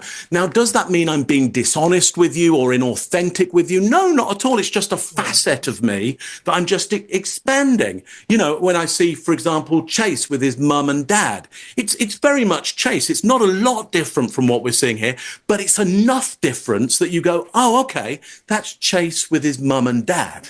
Okay, that's not, but I'm not like, well, Chase is a completely different person. But is he exactly the same? No, there's some perceivable differences, but it's not a wholly different character, just like this isn't a wholly different character. It's just an aspect of me kind of amplified to get the job done. What's great about her is seeing what she's doing to get the job done in this situation, in this interview with the interrogators, and what she was doing to get the job done in front of the TV characters, the TV cameras. Same person, just an expanded facet of that. Let's have a look at another. I'd love to see you being this you. You're like trying to get your money back, like at a donut shop or something, because there's a bad donut. But the awful thing is, Scott, I think I have complained in that manner. I think I have. There are times when I might, where I'm going to go, okay, I'm going to hit that. I'm going to absolutely. So it's just like they are being hosed down. They're getting a hose down. They want enough. Like, I'm out. Just stop. We'll give you what we want because this is just intolerable. Yeah, Tracy, I'm going to make you breakfast. For anybody listening, just as a quick fun fact, the entire behavior panel knows my parents and my grandparents. Yeah. And very my sister. sister. They are too. And your sister. Very lovely they are. Your mother just texted me, hand to God, not 4 minutes ago. No. That's what I was looking at. Are you serious? She texts Amber. She and Amber text back and forth all the time. I know it's a unusual relationship, but I love it. I think it's cool. She didn't text me, but she does text Amber. They Mrs. talk back Hughes, and forth. why'd you never text me? She never texts me, Chase. She never. She does watch the show. So Mom, she does watch the show. Yeah. Please text Mark. Yeah, please text. Hi, Mom. Mrs. Hughes. Because I feel like it made me look like a bad mom, and I really didn't want Well, look, let me ask you this way. I don't think you've been in there to see how many people we've got. We're not exaggerating. The number of people in there pales in comparison to the number of people on the ground. We have an entire unit in Nashville, Tennessee working on this. We've got an entire unit in Washington, D.C. that's working on this, okay? Those people are stationed in offices. They're controlling people out on the ground. These people got people out on the ground, a bunch of people, okay? You say you think it would make you look like a bad mom, okay, or a bad person or whatever. Why didn't you just tell somebody a month ago, 3 weeks ago? Hey, The only person I've talked to about it is Mom. Okay. And she's told me that she talked to Ethan. Okay. Why didn't you go to someone? Did you see the extent? We go to, I mean, have you passed the billboard that has the Amber Alert on it? Mm-hmm. They're all up and down the interstate. I bet I passed 3 coming in this morning. Passed probably 3 going home last night. Do you know how the Amber Alerts work? Sends out a text message to everyone. Okay? Yeah. People are willing to help. Right? Our first thought is not, hey, let's judge the mom and talk about how bad of a mom she is. Our first thought is, let's find this baby. Help us. Like I said, I don't know for sure that my mom had a drink. I would just tell you to get over with. Right here, right now, we've got internet, cell phones, everything. We can give you access to things. You've had access to a phone at some point this morning. Out of everything in the world you could have been doing, why did you only call your mom? We need to know that. I think she has Evelyn. You think she has Evelyn? You think she has Evelyn, or you know? I don't know she does because she wouldn't tell me. Well, okay. What makes you think she has Evelyn? Just because the way she's been acting and stuff like that. So you think she's okay? You think Evelyn's okay? I hope she is. That's not okay. I don't think Mom would do anything to hurt her. I think she's okay, yes, but I just don't know where she's at.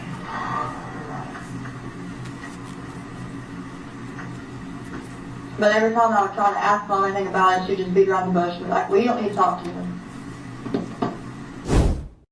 All right, Chase, what do you got? This has so much in here. There's a shift I was going to talk about, but Greg brought it up in the break, and he'll probably explain it differently than I would. But it's a dog catching a scent. It's a bloodhound that finally gets something in the air where they realize that something's there. I'll let Greg talk about it. No, go ahead, because I'm going to do the other side of it. Okay. So the way that these police officers are perceiving her statements and how she's shifting around, and when she finally shifts to the mom, both of them, almost like without looking at each other, both of them have this realization that this is it. This is our prime suspect. And they're both, you could see what kind of good-hearted people these are, because now they're both, you can hear the emotion in their voice when they're starting to ask about this baby.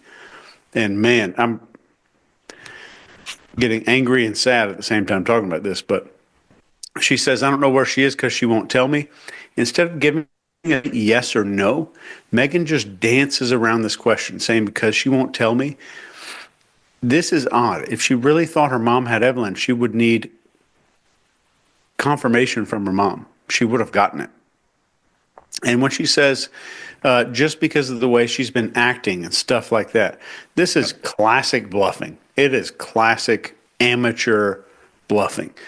When people genuinely believe something, they give specific reasons. Meghan it can't offer anything solid, just these vague claims about her mom's behavior. This is a giant red flag. Then she says, I don't think she's okay. I think she's okay, but I don't know where she is, something to that effect. She completely contradicts herself in a single breath, in one breath. And this kind of back and forth means that she has not thought her story through. And this is something that liars struggle with, especially when there's two police officers that she's picking up on it, not consciously, but she's been subconsciously programmed to read the room since she was a child, most likely. That's where she gets these adaptive behaviors. And she sensed that shift that took place. She sensed that emotional shift. And you can hear the emotion in the police officer's voice here. She paints her mom as the evasive one, but she's doing the exact same thing. So instead of providing answers, she's trying to make her mother the focus. And this is classic misdirection. Meghan's responses show evasion and inconsistency and zero urgency. If someone's child is missing, look for urgency. Number one, that's the first thing. Look for urgency. All signs of deception are here.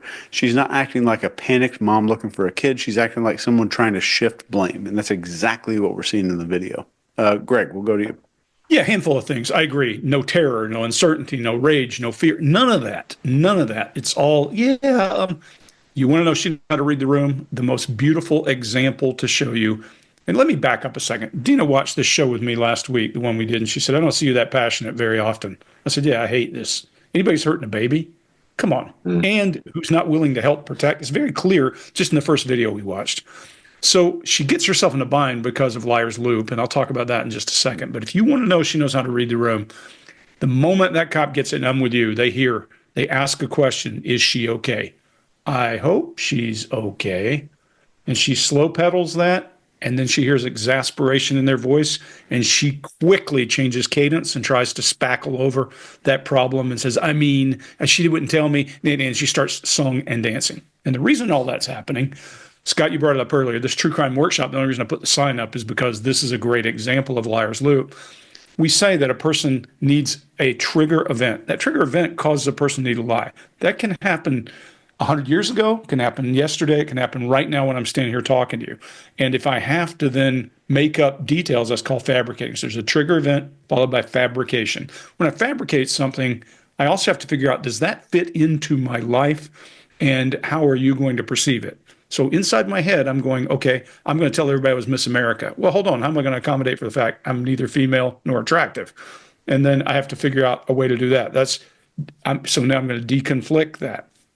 Then I'm going to get to the point where I have to pitch my lie and I'm going to have to defend that lie. And what happens is I may have to deconflict in the process, and it'll put me in a loop where I'm having to deconflict, pitch, deconflict, pitch, deconflict, pitch, defend, and it puts you in a bind. So you can learn more about that if you're interested on that page. But the most important part to remember is we all go through a process in our head. And she has not done it because she's gotten away with something for so long that she has just thought, I can swing for the fences and get away with it. And she does. This is the pitch. When she does that, I hope then these guys are on her, and that's it. I think that's the turn point. You can hear it in their exasperation in the voice. And she tries to plug back into their receptors. Like I was saying before, this plug and receptor is what some of these people do really well. Too late. She's not going to get a chance now. And then she tries to beat around the bush, or she tries to say, every time I talk to my mother about where my daughter was, she beat around the bush. Chase, if I call you and say, hey man, did you find any loose change in your sofa after I sat down there, and you beat around the bush about that? You're missing child. A missing child. You know how you deal with that? Hold on. Hey, police, come over here. My mom, I think, has my kid and she won't tell me. That's how you deal with that. You don't go, okay, a couple of months later, I'm going to call the police. No, my dad even calls the police. This pitch is so poorly thought out. She should have learned from something we've done a long time ago. That's been a few years. But she should be thinking out the details. But because she's been rewarded, we're back to the organism does what made the organism successful, and she's just swinging for the fence. Scott, what do you got? All right. Well, that first question and her answer, they know, like y'all talked about. I'll try not to cover the same things you did. They know they've got her. They understand what's happening here. They look at each other, and they both kind of back up, and then they turn it up and start coming a little bit stronger to her. Because at this point, they know they've gotten all they get. They're beating a dead horse just about at this point. So the detective has his hand on his knee like that and got that elbow out. He's all in, ready to go. And that's letting her know that he knows that she's full of shit at this point. So, and she doesn't have a specific reason that she thinks her mom has the baby, but then she says the way she's been acting and stuff like that. One of my pet peeves is stuff like that. And to go back to what we talked about the last episode, button and button. Button and button and button. Oh my gosh. So, and then again, she's goofing around with her sleeve. She's adapting, trying to get rid of some of that built up stress and tension, and her chin goes down to protect her throat. Now, let's talk about that detective on the phone for a second. We've seen an interrogation before where both detectives are on their phone, man. They're just talking, looking up, talking to us. That's not what's going on here. This guy's getting information from somebody else and looking at what's coming in, because somebody's watching this on a monitor and they're going, you need to tell them this, ask this, because you'll go in and you'll watch interrogations happening and you'll give suggestions for stuff like that. If you may be in a state, if you're an interrogator, but you can't interrogate in that state, you may be called in to consult. And then you can say what you think is happening. You got to go for this, man. Ask him this. Here's what you missed. So that's probably what's happening there. Or he's got a question, find out about this. Do we know about this yet? Because I'm going to, because he wants to ask her. So there's somebody sitting there on the other side of that wall or down the hall, in another room, watching the monitor, and they're talking. Because it's not just these two guys in there and people out walking around, yeah, I think I know what's going on in there. They know exactly what's going on there. And that part where he said, there are so many people, working on this. There are a lot of people working on it. Not like the way he makes it sound, I wouldn't think, but there are a whole lot of people working on it. And there's a specific group of people in there watching this happen and talking about it as they strategize how to get her to tell him where that child is. So, Mark, what do you got? Yeah, look, I agree. This is the biggest change I think we see across everybody. It's quite subtle, but in its subtlety, it's pretty big. I think you're right. We do certainly hear from the interviewers this sense of everything now being more imperative. There's more energy in the room. There's the edge of frustration is up further. I don't think it's now frustration. It's just that thing of the dog seeing the rabbit at this point and going, I think, there is something in there. There's a target now in their eye line. It's wonderful. She accuses everybody else of beating around the bush, which is ironic because essentially that's what she's been doing. She's been shifting, everybody around to everything else but the target. And I think now these interrogators are really now running the show because they've moved her from think to know to hope. We haven't heard her talking about hope at any point. And just as you were saying, Greg, there's that massive upward intonation on that. She's not comfortable with the idea of hope that any parent, I think, who was truly looking for their child would be hanging on to hope with both hands and their teeth and their toes at the same time. She's uncomfortable being shifted into this idea of hope. She was happy in, well, I think I know where they might be. I mean, maybe I've got an idea of it. She says, I might know. Now she's, well, I hope. Well, I mean, now they've really put her into a position that she is not comfortable in anymore. And that's looking really good for them. So let's see what they manage in our next video. Right here, right now, we've got internet, cell phones, everything. We can give you access to things. You had access to a phone at some point this morning. Out of everything in the world you could have been doing, why did you only call your mom? We need to know that. I think she has Evelyn. You think she has Evelyn? You think she has Evelyn, or you know? I don't know she does because she wouldn't tell me. Well, okay. What makes you think she has Evelyn? Just because the way she's been acting and stuff like that. So you think she's okay? You think Evelyn's okay? I hope she is. That's not right. I don't think Mom would do anything to hurt her. I think she's okay, yes, but I just don't know where she's at.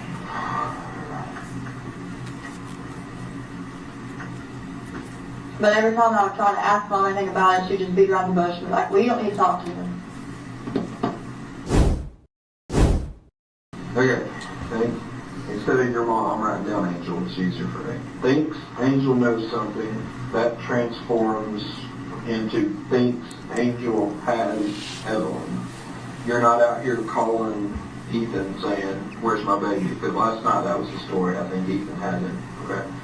You say Ethan had Evelyn on December 26th. Okay. it's time for us to lay it all out there. We know that's not true, okay? Ethan didn't have her on Christmas. We know that's not true, okay?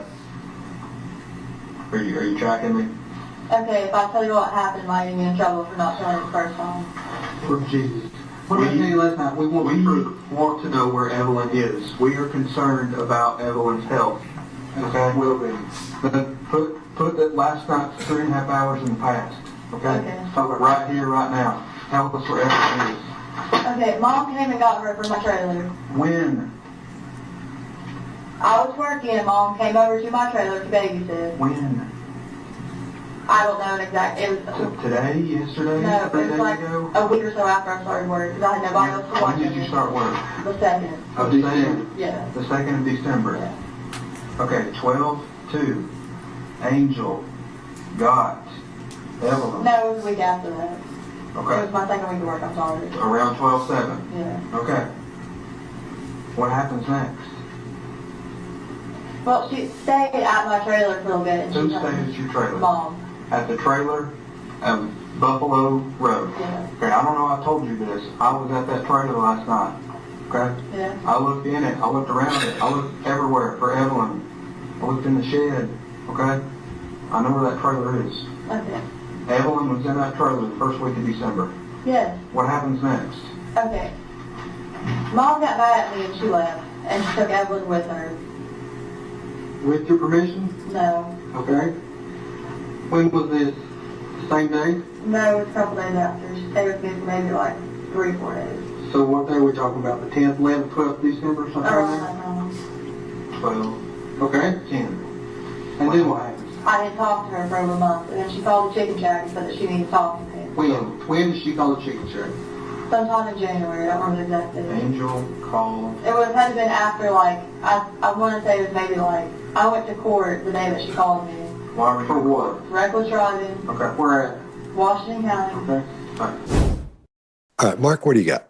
Yeah, okay. So the interviewer here that we can see in the camera, he does believe he's now onto something, I think, because we see him kind of scooch forward. He moves himself in. I mean, that might be a tactical thing in terms of the proximity, but I think it's also just his excitement at this, because I think, you know, the dog sees the rabbit somewhat. Now, she is certainly on the ropes at this point because they've moved her, you know, the way she's thinking about it from think to know to hope. But her body language isn't changing massively, other than she's now using asymmetrical gestures. One hand has loosened up. So there is a change, but the dynamic of it hasn't changed massively. So he thinks he's onto something. He thinks he's got something. She at the moment hasn't changed hugely from that. She's not really on the back foot from my point of view. However, we do see that the baton gestures, which are the gestures that conduct along to the rhythm of her speech, she'll be saying a sentence and then she'll do some batons when she's silent and then she'll say some more. So those are right out, and we haven't seen that before from her. So it's interesting. At first glance, I think, oh, she's not too disturbed by how, you know, not aggressive, how imperative the interviewer is getting. She's not too concerned about it, but her baton gestures are right out at the moment. So my guess is she's actually quite concerned about this. And at the point where she does in the story what we'd call the inciting incident, the incident that kicks everything off, you know, the reason why this whole story is her. She says, Mum took Evelyn. Mum took Evelyn. And there's no gestures at all from her on that. Wouldn't you think? If this is the point where you go, look, okay, I'll just tell you everything. Okay, I'll just tell you everything. Like, Mum took Evelyn. Yeah, there would be some baton gestures. She's done them everywhere else. I mean, not in sync, but everywhere else. But at that point of Mum took Evelyn, the gestures just closed down.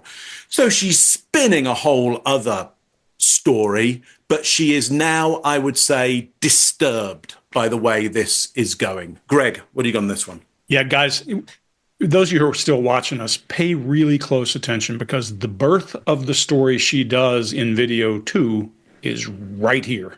This is right when it comes into being, under duress, under pressure. She now has her story. She didn't have her story in the first video. She's got it in this one.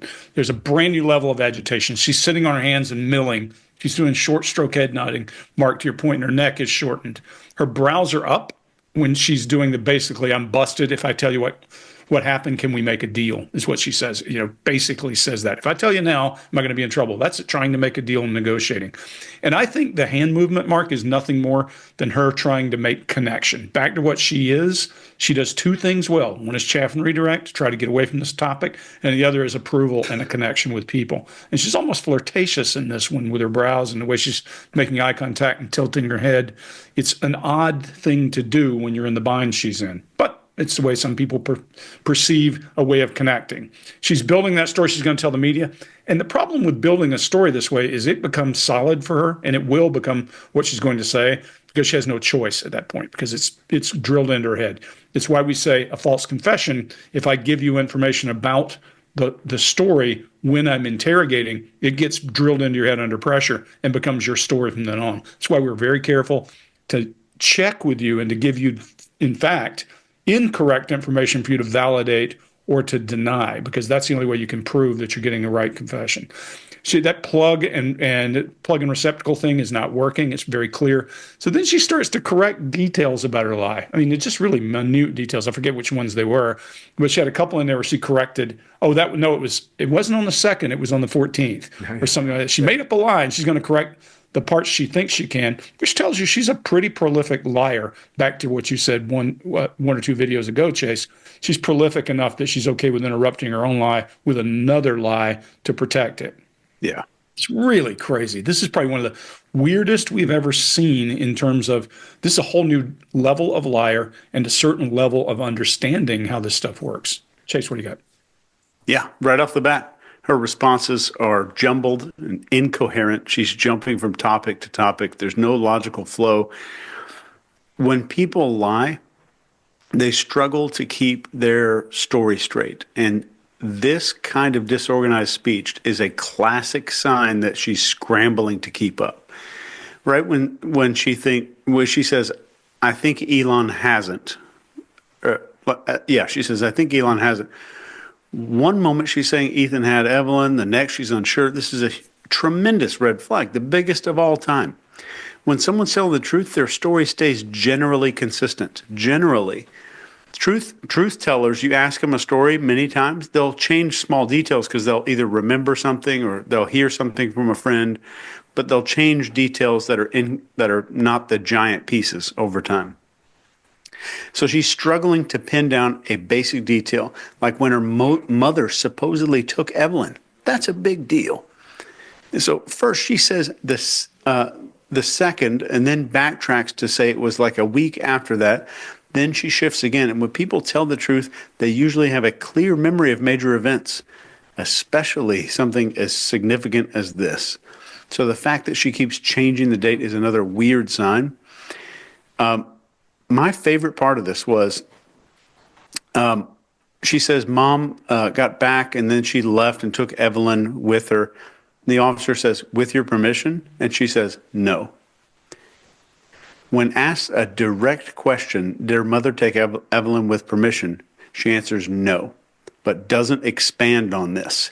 That's the biggest part of this whole thing.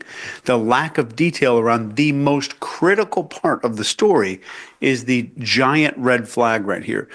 Deceptive people usually provide lots of unnecessary information, like the detail mountain, but they get vague when they're discussing all these key details.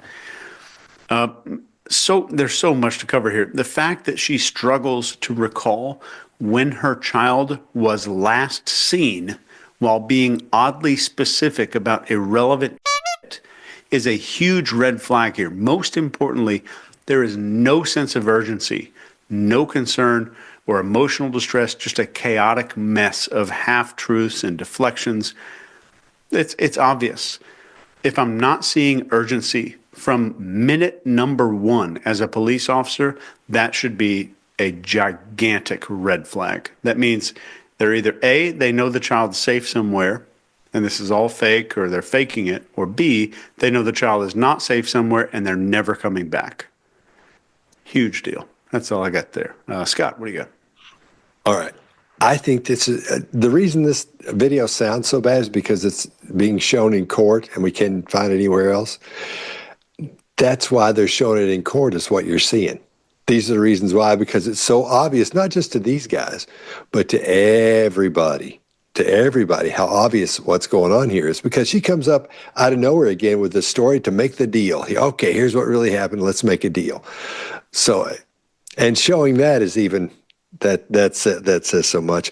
So what she's done is, it's like one of those artists that come in real quick and they've got like a thing of paint and a big easel. They just start throwing stuff all over it, and you're like, what is this? And they flip it upside down. It's like, Jimi Hendrix or Elvis or something. And it's like, wow, look at that. And she's hoping when she turns that thing up by making that deal, that's going to look like something that's worth, looking at or believing, because it's just this big pile of poop. She just keeps throwing stuff out there, and she's grabbing some of those things and finally coming up with a story and saying, what about that one? What do you think about that? No? Okay, then what about this one? There's that. Here's what really happened. And then she gets more poop and throws it together and has a new story.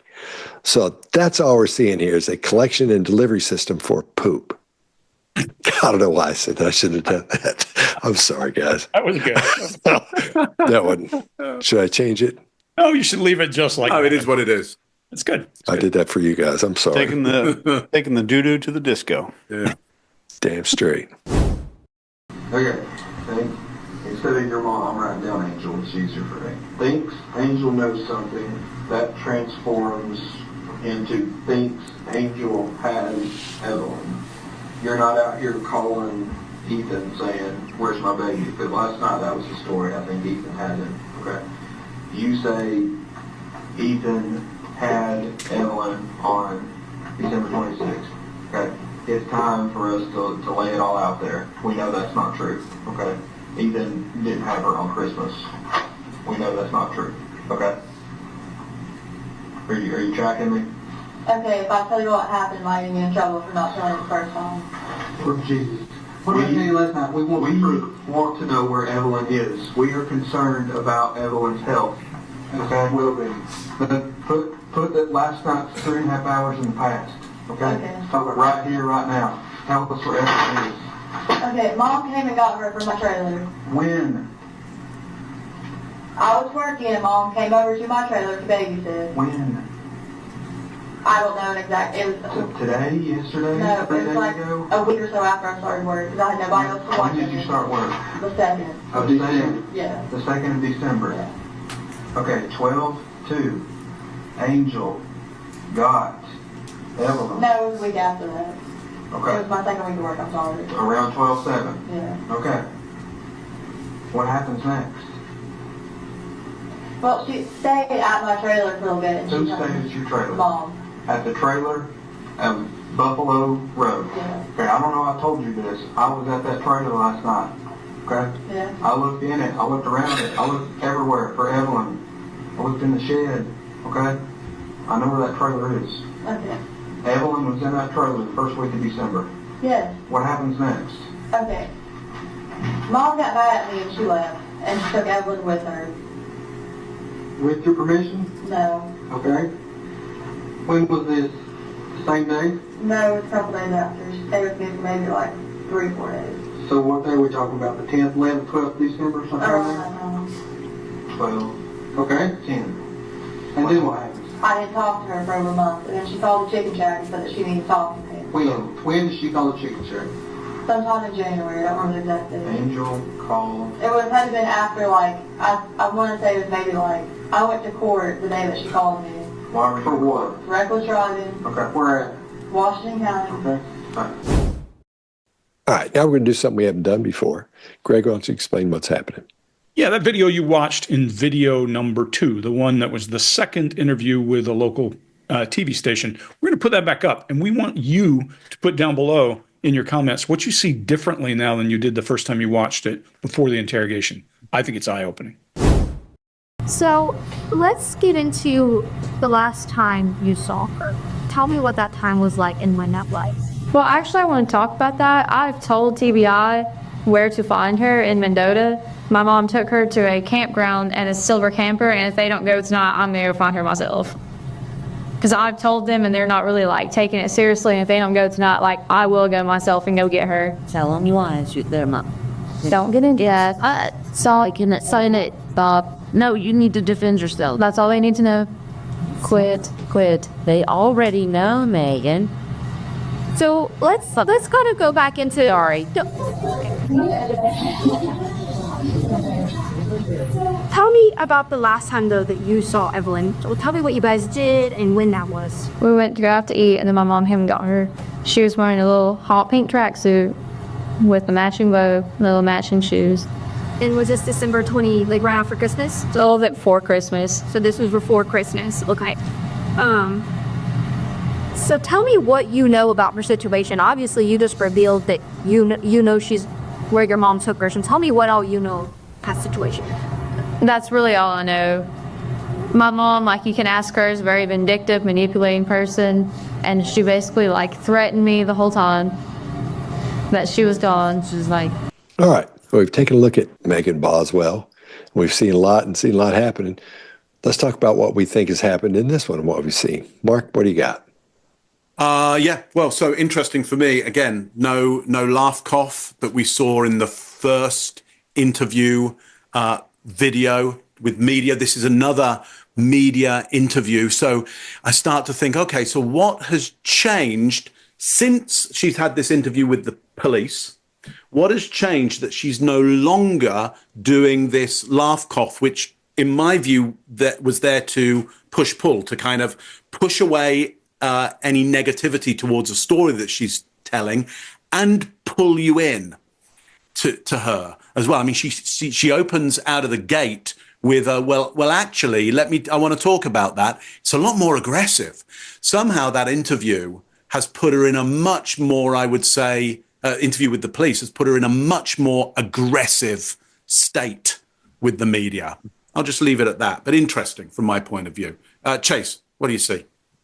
I had a big thing planned for this wrap. I was going to do a bunch of deception detection techniques. I'll put that in the PDF if you want to download it. We put all of our personal notes for each episode in a PDF down in the description. I'm just going to say this. If she did this, and the jury says she did, I hope that her future is proportional. And that's all I'm going to say, because I have a 15-month-old here. I was going to bring her on camera, but I don't really feel like it. This is how big a 15-month-old is. Greg? This person has her entire life done something that allowed her to get away with garbage, clearly. I don't know anything about her life, but you don't get this practiced at lying, standing flat-footed, interrupting your own lies with another lie, or contradicting your earlier lie with a new lie and hoping it will fly unless you've done it a hell of a lot. More importantly, I say this all the time, any one of us can do something stupid and accidental and kill someone, injure someone. When it's a child, it's even more heinous. Let me leave you with one thing. One of the guys we make the most fun of on this channel entirely is a guy named Caleb Wisnett. Family ain't family without family, a guy who killed his own infant child. But you know what's different about him? He led the police to where he had buried this baby and asked them to shoot him. Yep. I'll leave it with that. Scott, what do you got? Okay. I was going to be graphic there about her, but I won't be. I say, I like this one because this or that. I don't like this one. I do from the interrogation part and from the deception part, but somebody doing that to a child is unconscionable. You know, I think I gotta watch what let me start all over because I'm gonna lean into it. I like this one because we get to see interrogators holding their tempers, you know, for the most part. We know their goal is trying to find out where the child is. It's an example of seeing interrogators not trying to go for the, I'm guilty, not going for the confession. So, which I don't think we've seen much of that up to this point.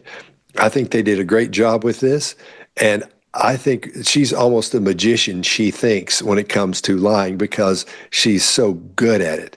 Not good at people believing her lies, but good at creating them.